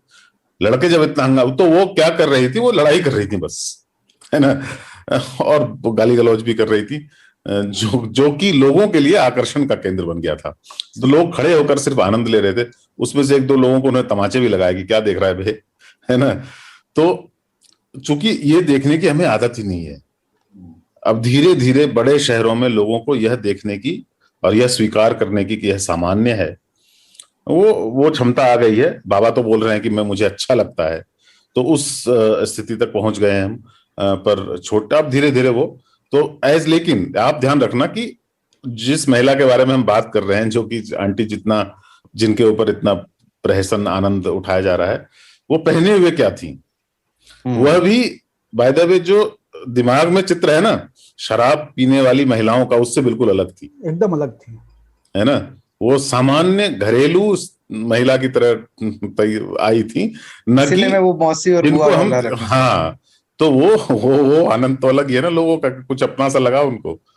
यहाँ दिल्ली में एक बैंक में काम करती हैं, हमारी मित्र हैं, लखनऊ के हैं, ठकुराइन, और उनका एक शगल था कि रात में जब 12:30-1 बजे शराब खत्म हो जाती थी तो हमको जबरदस्ती बैठा के कि तुम साथ चलो, नहीं तो मैं अकेले जाऊंगी। और हम लोग को डर लगता था कि ये क्यों अकेले जाना चाह रही हैं, तो हम साथ जाते थे, और एक आध लोग कभी कभी और होते थे। और रात में 2 बजे जा करके वो गुड़गांव में शराब के ठेकों के दरवाजे पीट करके उनको खुलवा के और तब खरीदती थी, और उसको जीत की तरह पीती हुई आती थी। ऐसा नहीं होता था कि उनको पीने की आवश्यकता होती थी, लेकिन वो एक विक्ट्री होती थी। तो वो भी दृश्य है, और एक ये भी दृश्य है जिसमें कि दुपट्टा भी है और सलवार कुर्ता पहन रखा है, और पूरा टिपिकल अंडरस्टैंडिंग सूझबूझ अपीयरेंस वही है जो कि हमारे आम लोगों का होता है, और उसमें वो इस तरह का काम कर रही हैं। वो अपनी समझ से सामान्य काम कर रही हैं, हमारे लिए वो एक्स्ट्राऑर्डिनरी है, क्योंकि हम उसके लिए अभ्यस्त नहीं है, हमारे सोच और आंखें उसके लिए अभ्यस्त नहीं है। अच्छा बाबा, इसको थोड़ा इस वीडियो से और आगे अगर ले जाएं बातचीत को, तो जैसे कई स्टडीज भी हुई हैं, मैं एक उनमें से स्टडी पढ़ रहा था, वो जरूरी नहीं हर सोसाइटी हर देश पर लागू हो, पर वो स्टडी ये कह रही थी कि कैसे जब पुरुषों के शराब पीने की बात होती है, कहीं कोई आर्टिकल, कोई रिसर्च पेपर, कोई फिल्म, कुछ उसका छायांकन कहीं होता है, तो उसमें वो तस्वीर दिखती है जिसमें पुरुष जाम लड़ा रहे हैं और एंजॉय कर रहे हैं। और जब महिलाओं के शराब पीने की बात होती है तो ज्यादातर केसेस में तस्वीरें 2 तरह की होती हैं। एक जिसमें किसी बेंच पर कोई महिला ऐसे बेहोश मदहोश पड़ी होती है, जिसका ये मैसेज होता है कि महिलाओं से शराब संभलती नहीं है, वो आउट ऑफ कंट्रोल हो जाती हैं। और दूसरी तरह की तस्वीर जो इस्तेमाल होती है, उसमें या तो महिला शराब हाथ में लिए कुछ मादक किस्म के एक्सप्रेशन दे रही है, समथिंग अराउंड हर सेक्सीनेस, उस पर बिल्कुल जोर बिल्कुल होता है, या वो बिल्कुल कम बिल्कुल। कपड़े पहने हुए है, शॉर्ट्स उनकी पहने हुए। उनको उनकी वल्नरेबिलिटी हमेशा शराब के साथ रहती है, चाहे वो नृत्य कर रही हों, चाहे वो शॉर्ट्स लगा रही हों, चाहे वो चेतना खो रही हों, और चाहे वो कम कपड़े पहन करके बार पे अपना मार्टिनी का गिलास लेकर के बैठी हुई हों। और तो एक चीज की क्या मतलब, इस पे थोड़ा, क्या हमारे यहाँ शराब के साथ हमेशा स्त्री रही है, लेकिन मतलब मैं उस नजरिए से कह रहा हूँ कि साकी और उस पर तमाम चीजें लिखी गई, लेकिन उसकी भूमिका कभी एक साथी शराबी के तौर पर नहीं रही, मतलब कि साथ में बैठकर भी नहीं, बल्कि सेवा में लगी स्त्री के तौर पर रही, या जिसको शराब और शबाब साथ में कहा जाता है ना, उस तरीके से जो हाँ, अय्याशी का जो पैरामीटर था, वो जैसे हमारे यहाँ जो वो या तो वो सलाद काटेंगी, मुर्गा भुनेगी उनके शराब लिए। कबाब हाँ शबाब वाली जो हाँ। थ्योरी है उसमें तो है। हाँ एक गाने का जिक्र करना चाहता हूँ बाबा, फिर आप, जैसे वो लिखा है ना कि अभी नया ही गाना है कि मैं तो तंदूरी मुर्गी हूँ यार, हम्म गटकाले सैया अल्कोहल से। हम्म। तो शराब के चखने के जैसी ही स्थिति स्त्री की रही इसकी है रहती शराब है, के साथ। तो यही है, और इसलिए मैं कह रहा हूं कि इस तरह के जो बिंब है ना, ये इस स्टीरियोटाइप को तोड़ते हैं। हम्म पुरुष के लिए और एक पितृसत्ता के लिए बहुत मुश्किल है महिला को शराब पीने देना, क्योंकि शराब महिला पिएगी तो बराबर में बैठ के पिएगी, और फिर केवल पुरुष नहीं बोलेगा, फिर वो महिला भी बोलेगी, और महिला बोलने पे आएगी तो पुरुष से शायद ज्यादा ही बोलेगी, कम नहीं बोलेगी। तो पुरुष वो स्कोप, वो स्पेस उसे देना नहीं चाहता है, वो हमेशा उसे दबा के रखना चाहता है, और इसीलिए वो चाहता है कि तुम मनोरंजन करो जब मैं पीऊं, तुम कबाब लेके आओ, तुम सलाद काट के दे जाओ, तुम चखने की चीजें जो है वो रख जाओ, और तुम नाचो या तुम मनोरंजन करो बाकी तरीके से। अच्छा ताऊ, ये सभी वाइसेस में होता था। हम्म सिगरेट पीना भी महिलाओं के लिए कठिन था। हम्म जो ग्रामीण महिलाएं थी वो बीड़ी पी लेती थी, पर सिगरेट पीना उनके लिए भी कठिन था। वो उनको बस मीठा पान, अगर आप दुकान पे जाएं तो आदमी जो है अपने बहुत तरह की लंबी लिस्ट, फलाना ये, फलाना वो, ये डालना, छोटी सुपारी डालना, और इनके लिए एक मीठा बना दो, है ना। ये हमारी संस्कृति का हिस्सा रहा है कि मतलब आप जो है देवी हैं, आप तो ये सब करेंगी नहीं। हम ये सब अधिकार जो है वाइसेस का, वो हमारा है, और वो पैट्रियार्की का जो सिस्टम है वो उसी का हिस्सा है कि हम कभी भी इमेजिन नहीं कर पाते कि वह खुद किसी चीज का आनंद ले रही हो।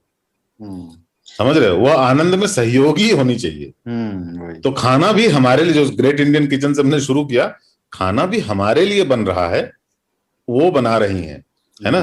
हम मुसलमान हैं, रमजान का महीना है, रोजा मैं भी करूंगा, और तुम्हें भी पायस होना है तो तुम भी करियो, लेकिन इफ्तारी की तैयारी तो तुम्हारी जिम्मेदारी है। कहे कि हम सो रहे हैं, भूखे हैं, दिन भर क्या करें। अच्छा, ये साकी के कॉन्सेप्ट पे ताऊ थोड़ा बात करें कि वैसे है कहीं जिक्र की, कहीं साकी के साथ बैठकर पीने का कहीं संदर्भ मिलता है in our golden days as claimed by some, मतलब कहीं साकी को निमंत्रण है कि आप बगल में बैठ, ऐसे कुछ याद आता है? पिलाओ साकी पिलाओ तो है, अब साकी पी रहा है कि ये नहीं पी रहा है ये नहीं आता है। देखो, जाहिद को, शेख को, ब्राह्मण को बोलते हैं कि आओ हमारे साथ बैठकर पियो, पर साकी में ये बात है कि साकी जो है वो पुल्लिंग और स्त्रीलिंग दोनों हो सकते हैं। बिल्कुल। अच्छा। मैं खाने से, हाँ, शराब से, साकी से, जाम से, अपनी तो जिंदगी शुरू होती है शाम से। तो ऐसे भी गाने हैं, पर लेकिन साकी जो है साकी ना, के श्रृंगार पे बहुत फोकस है ना, जैसे साकी ने जिसे चाहा दीवाना बना डाला, जिस हाँ पे नजर डाली मस्ताना बना डाला, तो वो सबकी साकी पे नजर हो ये जरूरी है, मगर हाँ, सब पे साकी की नजर हो ये ये जरूरी नहीं। है ना। तो ये जो मामला है, असल में जो शराबी है वो एक चीज जरूर चाहता है कि साकी होश में रहे, क्योंकि साकी ही बेहोश हो गया तो फिर पिलाएगा कौन। तो हम लोग के यहाँ क्या होता है कि भाई दिनेश जी नहीं पीते हैं, भाई दिनेश गाड़ी तुम चलाओगे, हम लोग जा रहे हैं उनके यहाँ, बड़कों के यहाँ शादी में, एक तो नाम आप इतने ऐसे चुनते हैं ना, बहुत कन्विंसिंग है कि दिनेश जी नहीं पीते होंगे। तो बेचारे दिनेश जी जो है उनको कह दिया जाता है कि आप जो है भाई साहब गाड़ी आप ही चलाएंगे, क्योंकि बड़गांव के यहाँ तो शादी में सब लोग पी लेंगे, हम सब पिए खाए वाले, चला नहीं जाई, है ना। तो दिनेश जी भी उसको उस दिन बड़ा ही अच्छे से उस स्लीप को वियर करते हैं कि नहीं ठीक है, गाड़ी मैं चलाऊंगा, और सबको पहुंचा, कहते हैं कि अरे सबको मैंने पहुंचाया, और 3-4 दिन तक याद भी दिलाते हैं।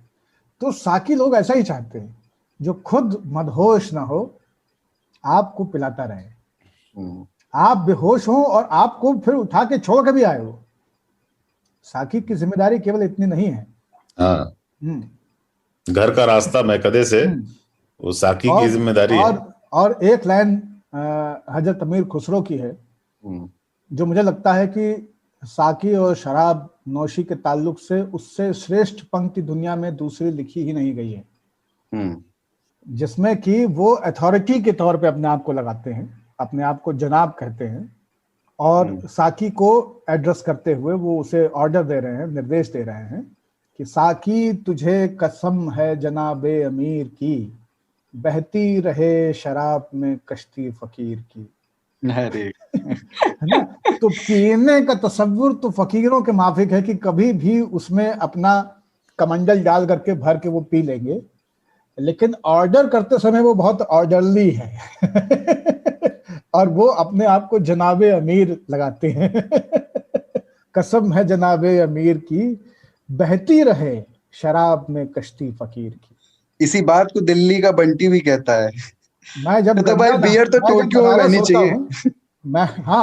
मैं जब बनारस में रहता हूँ और नौका विहार कर रहा होता हूँ, तो ये लाइन पूरे टाइम मेरे सर पे एकदम कोहरे की तरह छाई रहती है, और मैं गंगा जल को बार बार हाथ में लेकर के ऐसे अंजूरी से गिराता रहता हूँ, वो केवल फील लेने के लिए कि जब शराब की नदी में हमारी कश्ती चलेगी तो वो कैसी होगी।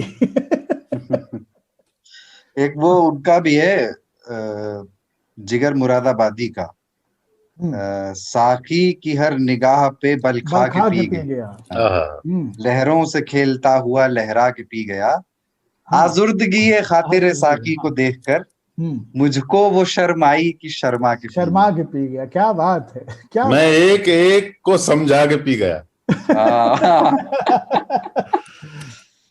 ये है, साकी ने फिर से मेरा जाम भर दिया।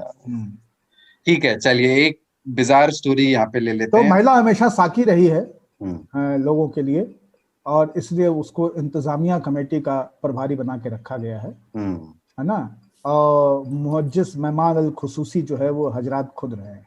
तो बिजार स्टोरी ये है अब अगली, के फ्रांस में एक शहर है बित्जे, और उनका फेसबुक पेज था इस शहर का। नाम है। हाँ तो पर फेसबुक की एआई को ये लगा कि बित्जे में उसको बिच शब्द की ध्वनि सुनाई दी, जो कि गाली, क्योंकि उसका स्पेलिंग BITCHE है, CHE है, फ्रेंच स्पेलिंग की वजह से।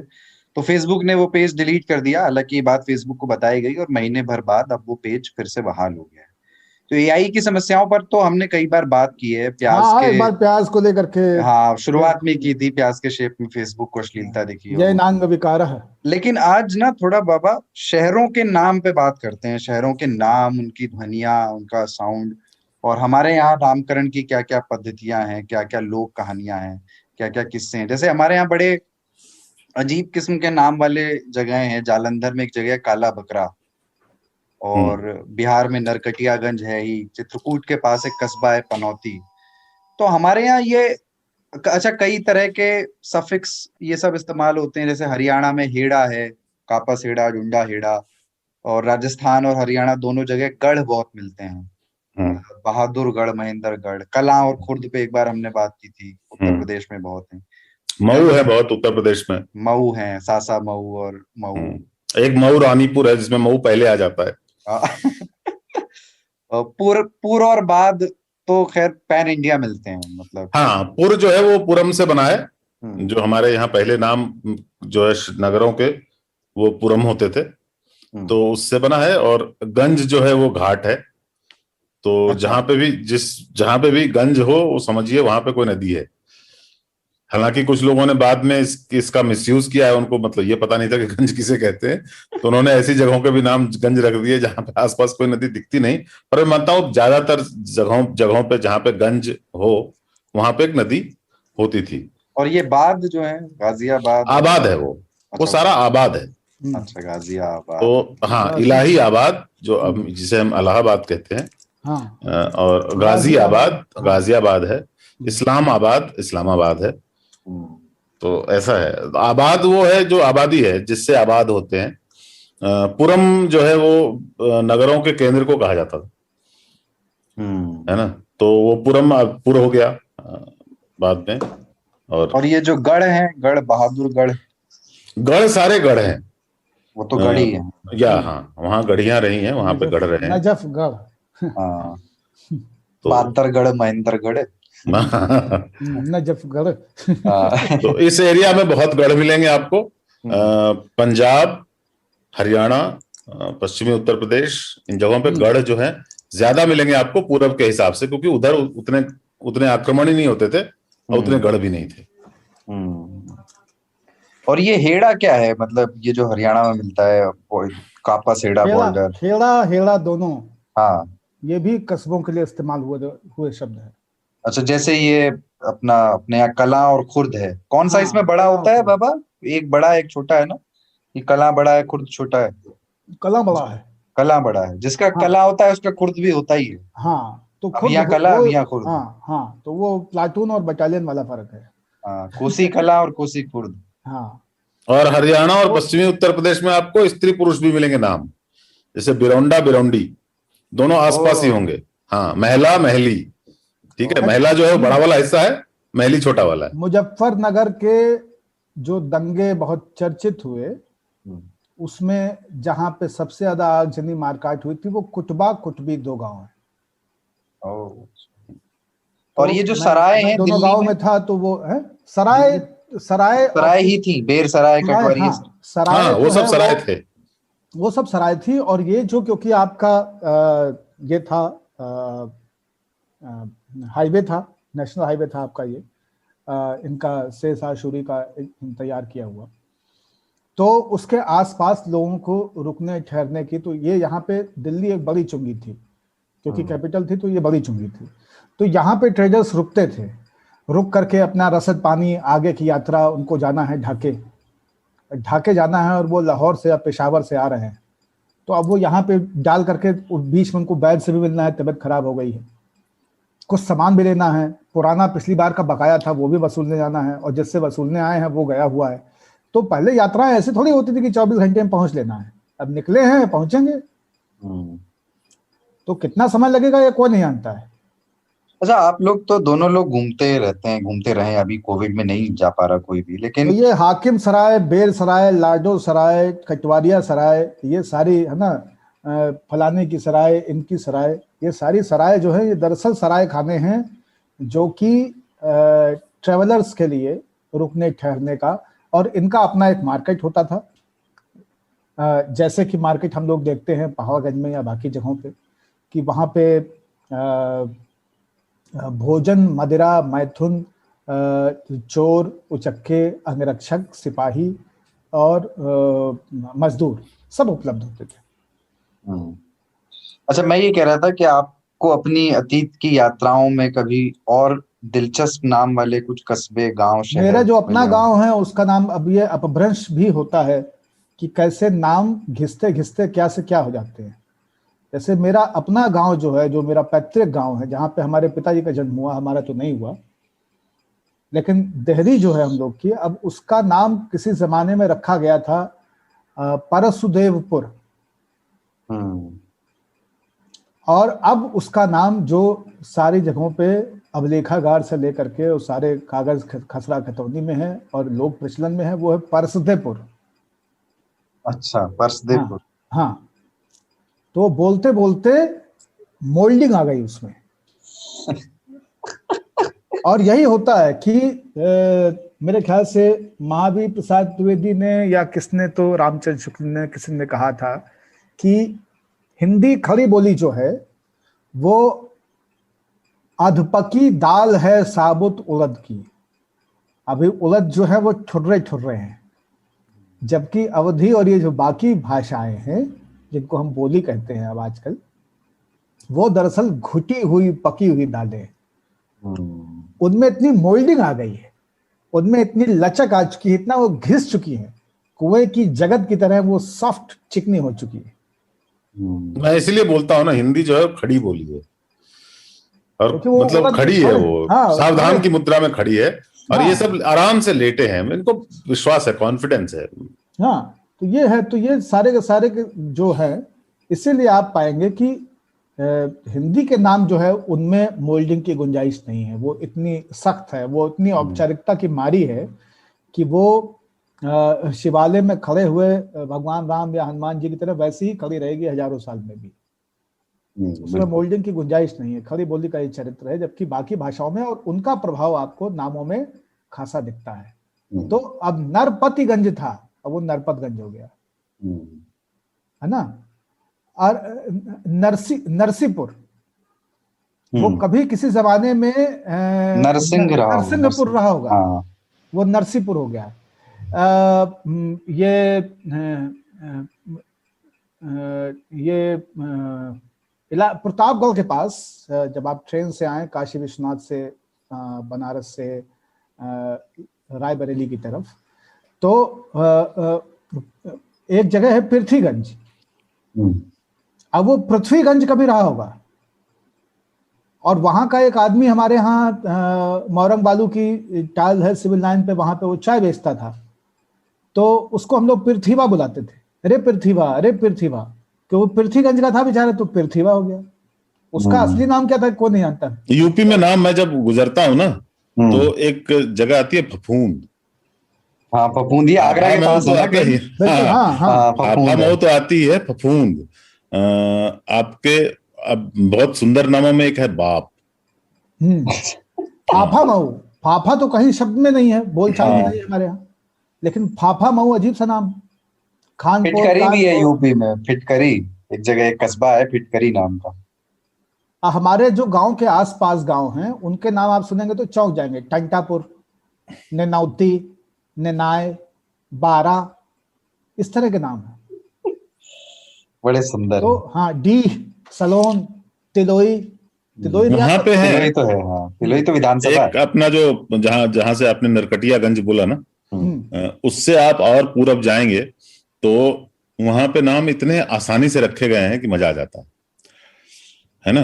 जैसे हमारे यहाँ पे कुछ नाम है, जैसे बाघमारा, वहां बाघमारा गया था, ठीक है, फांसी देवा, भात खावा, हाँ, बहुत स्पष्टता है, हाँ, जैसे गुड़ी होता है, वो जो छोटा कस्बा हो जाए तो गुड़ी हो जाता है, तो जलपाई गुड़ी है ना, वहां पे किसी ने पानी पिया, बेसिकली राजा ने पानी पिया। वो पूरे कामतापुर इलाके में जितने जगहों के नाम है वो बहुत, दिन हटा, खत्म, शाम हो गई, जगह का नाम दिन हटा, फाल काटा, ठीक है, काटा खावा, यही है। अभी फांसी देवा से मुझे याद है, वो एक असेंबली सीट है, ठीक है, फांसी देवा सीट, वहां पे किसी को फांसी दे दी गई थी। कोई सिली सी जगह मिली तो सिलीगुड़ी सिलीगुड़ी। तो नाम ऐसे रखे गए, और नाम कई घटनाओं, व्यवहारों या प्रवृत्तियों के अनुरूप रखे जाते रहे हैं। वो आंद्रे रसेल ने, आंद्रे नहीं, क्या नाम है उसका, रसेल पीटर्स ने ये नहीं एक बताया, उसका एक जोक है बड़ा, के इधर ये लोग टहल रहे थे, यूरोपियन अमेरिकन, इधर थाईलैंड के पास उनको एक आइलैंड मिला, तो बोले इसका नाम क्या रखे, बोले we don't care whatever fuck it, तो वो फक इट हो गया। ऐसे ही बहुत जगहों के नाम हमारे यहाँ, बाय द वे, दक्षिण भारत में जो नाम है, जो कुछ तो बिल्कुल सांस्कृतिक हैं और कुछ वैसे ही हैं जो साउंड पे निर्भर करते हैं, फांसी देवा टाइप की, जो इस स्थान पे घटना हुई थी उस हिसाब पे बना दो, नहीं तो फिर विजयनगरम, रामेश्वरम, है ना, तिरुवनंतपुरम, कांचीपुरम, ऐसे भी ना, विशाखापत्तनम, हाँ, वहां पोर्ट है ना, पत्तनम, वो भी बहुत बढ़िया नाम है। और बाकी तो खैर इधर महाराष्ट्र में जो जैसे लोगों के नाम होते हैं, पेट दुख रहा है तो पोट दुखे, रिटायर हुए बोबड़े, हाँ, बोबड़े, हाँ, बोबड़े का मतलब पता है क्या होता है? बोबड़े का मतलब हमें लगा वो बहुत बड़े जज हैं इसलिए बोबड़े नहीं, बोबड़े बोबड़े का अर्थ होता है जो बोलता नहीं हो कुछ। अच्छा, हाँ, यथा नामे तथा गुणे। बोबड़े गूंगे को कहते हैं। पर अब चल गया तो चल गया। लेकिन जितने ब्राह्मण है ना, वो आपको तेंदुलकर, गावस्कर, जोशी, कुलकर्णी, कोई समझौता नहीं। फडणवीस, शेषाद्री, भागवत, जोशी। चलिए, तो जब समय कम है तो चिट्ठी मैं बस पढ़ देता हूँ जो आई है, और चिट्ठी में जो सब्जेक्ट था वो हम अगली बार ले लेंगे। और वो चिट्ठी इस बार छपरा से आई है, सनी कुमार ने लिखी है, और ये लिखा है कि आज तक रेडियो के बारे में अक्सर ईमेल करता रहता हूँ, लेकिन तीन ताल के बारे में सोचता था कि आखिर क्या ही लिखूं इसके बारे में। तारीफ के सिर्फ 2-4 शब्द लिखना मुझे ठीक नहीं लगा, क्योंकि आपके शो के बारे में लिखने वालों में प्रोफेसर सरीखे लोग होते हैं, और पत्राचार के पता के बारे में बात करें तो इलाहाबाद और बनारस जैसे शहरों के लोग होते हैं, और मैं ठहरा बिहार के एक प्रमंडल छपरा का लड़का। तो ये सोचकर ही लिखने से खुद को रोक लेता था, क्योंकि बीते एक शो में डॉक्टर की लिखाई वगैरह पे चर्चा हो रही थी, तो खुद से इस टॉपिक को मैंने कनेक्ट किया, तो सोचा लिख ही देता हूँ बिना इसकी परवाह किए कि आप इसका जिक्र शो में करेंगे या नहीं। वैसे जरूरी लगे तो छपरा के बारे में कुछ चर्चा कीजिएगा, जैसा बनारस के बारे में की थी। सनी भाई, ये चर्चा अगली बार हो पाएगी, अभी तो समय नहीं बचा है, पर अगली बार जरूर करेंगे। आगे उन्होंने लिखा है कि मैं दिसंबर से तीन ताल को भी रेगुलर सुनता हूँ। भी इसलिए लिखा क्योंकि आज तक रेडियो को तो मैं शुरुआती दिनों से सुन रहा हूँ, क्योंकि मैं नितिन ठाकुर के फ्रेंड लिस्ट में हूँ, जो आज तक रेडियो के वन ऑफ द प्रेजेंटर्स में से हैं, और उन्हीं के जरिए आज तक रेडियो और सुबह के पॉडकास्ट आज का दिन के बारे में पता लगा। अब न्यूज देखने से बेहतर सुनना ही है, क्योंकि इससे समय भी बचता है। गूगल पॉडकास्ट पर इसे सुनना और भी बेहतर अनुभव है, क्योंकि उसमें डाउनलोड का ऑप्शन है, और जब वक्त मिले मैं इत्मीनान से सुन सकता हूँ। पहले जब तीन ताल के सेक्शन को देखता था तो सोचता था कि कौन खलिहर होगा जो 1.5-2 घंटे का शो सुनता होगा। फिर एक दिन मैंने सुना और एक बार में पूरा सुन गया, और तब से मैं भी रेगुलर सुनने लगा, और मैं भी उन्हीं खलिहरों की श्रेणी में शामिल हो गया हूँ। तीन ताल चूंकि लंबा होता है तो अक्सर मैं इसे फील्ड में ही सुनता हूँ। एक्सरसाइज और दौड़ के दौरान हेडफोन लगाकर सुनने में आनंद आता है। आप लोग पॉलिटिकल मुद्दों पर जो निष्पक्ष राय रखते हैं मुझे अच्छी लगती है। वैसे तो आप तीनों जन, कमलेश किशोर सिंह उर्फ ताऊ, पाणिनी आनंद उर्फ बाबा और कुलदीप मिश्र उर्फ सरदार लाजवाब हैं, लेकिन मेरे लिए बाबा को सुनना ज्यादा सुखद एहसास है, क्योंकि उनके बोलने का जो लहजा है बिल्कुल छपरा वाले को तो मजा आ जाता है। उससे मैं खुद को जोड़ पाता हूँ। बात बात में उनका भोजपुरी बोलना, वैसे शायद वो अवधी कहना चाह रहे हैं, पर मिली जुली भाषा है। हाँ, लेकिन मैं भोजपुरी भी आप, हाँ, क्योंकि बनारस वाली, हाँ। और जोर जोर से ठहाके लगाना, मानो लगता है कि वो मेरे पड़ोस के हैं। तो इस तीन ताल को कभी बंद मत कीजिएगा, मेरा नम्र निवेदन है। तो बाबा आप एक जवाब दे दीजिए, फिर तीन ताल आज समाप्त किया जाए। तो भैया आप सुन रहे हैं, और खलिहर सोचो कि कौन तरह के खलिहर हम सब संपादक हैं, है ना, कि बैठ के तीन ताल रिकॉर्ड कर रहे हैं। अब ये तो हो गई अवधि वाली बात, है ना, लेकिन तू सुनत हुआ ये है में हमके कुल आनंद बा। ये आपका वाला हो गया। तो ये बना रहे, आप सुनते रहें, वही हम लोगों की ऊर्जा है। और तीन ताल तब तक चलता रहेगा जब तक आप सुनते रहेंगे। जब आप सुनना बंद कर देंगे तो तीन ताल चलना बंद हो जाएगा। हम खलिहर हो जाएंगे फिर सचमुच। लेकिन जिस तरह के खलिहर हम हैं और जैसे खलिहर आप हैं, आपका भी सैटरडे संडे खलिहर रहे, यही ईश्वर से प्रार्थना है। हाँ, और सब सुरक्षित रहें, ताकि तीन ताल सुनना और रिकॉर्ड करना दोनों ही क्रम से चलता रहे। और एक ही चीज आपसे कहनी है कि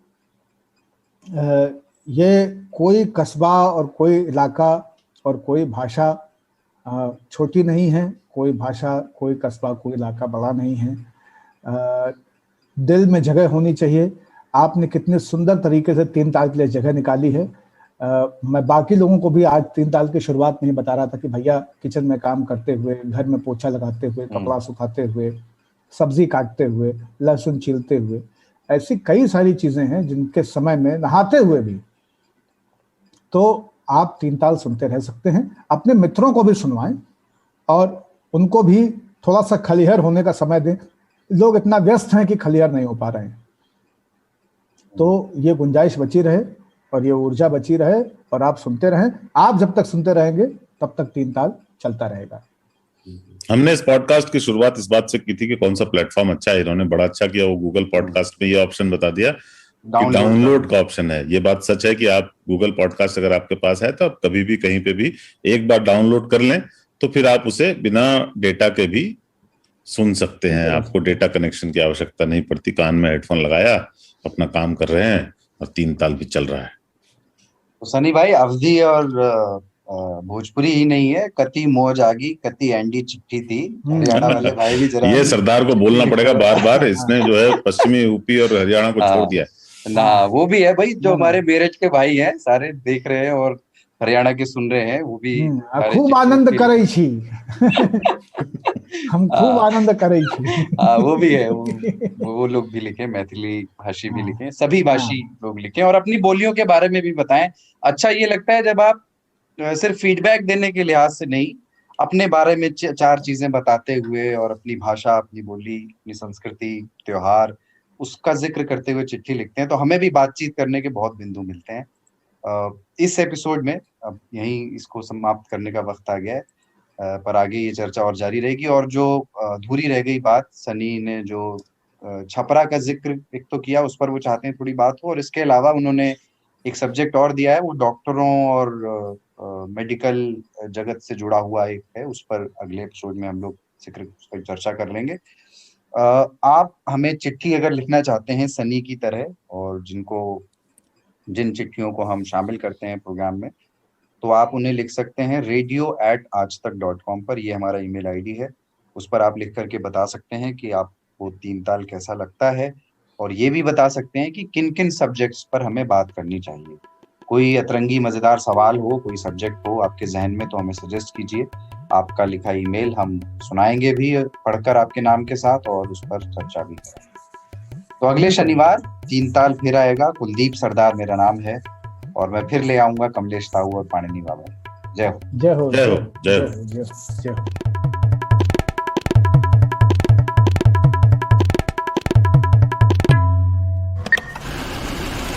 कमाते हैं लेकिन बचा नहीं पाते, बचाते हैं तो उससे कमा नहीं पाते। शेयर की चाल, निवेश का हाल, बाजार का तमाशा, इकोनॉमी की भाषा, बॉन्ड, बीमा, सोना, चांदी, सबकी होती है बात। बचाते रहो नारे के साथ। हर शनिवार नितिन ठाकुर के साथ कीजिए मुलाकात अपने मनी मैनेजर से।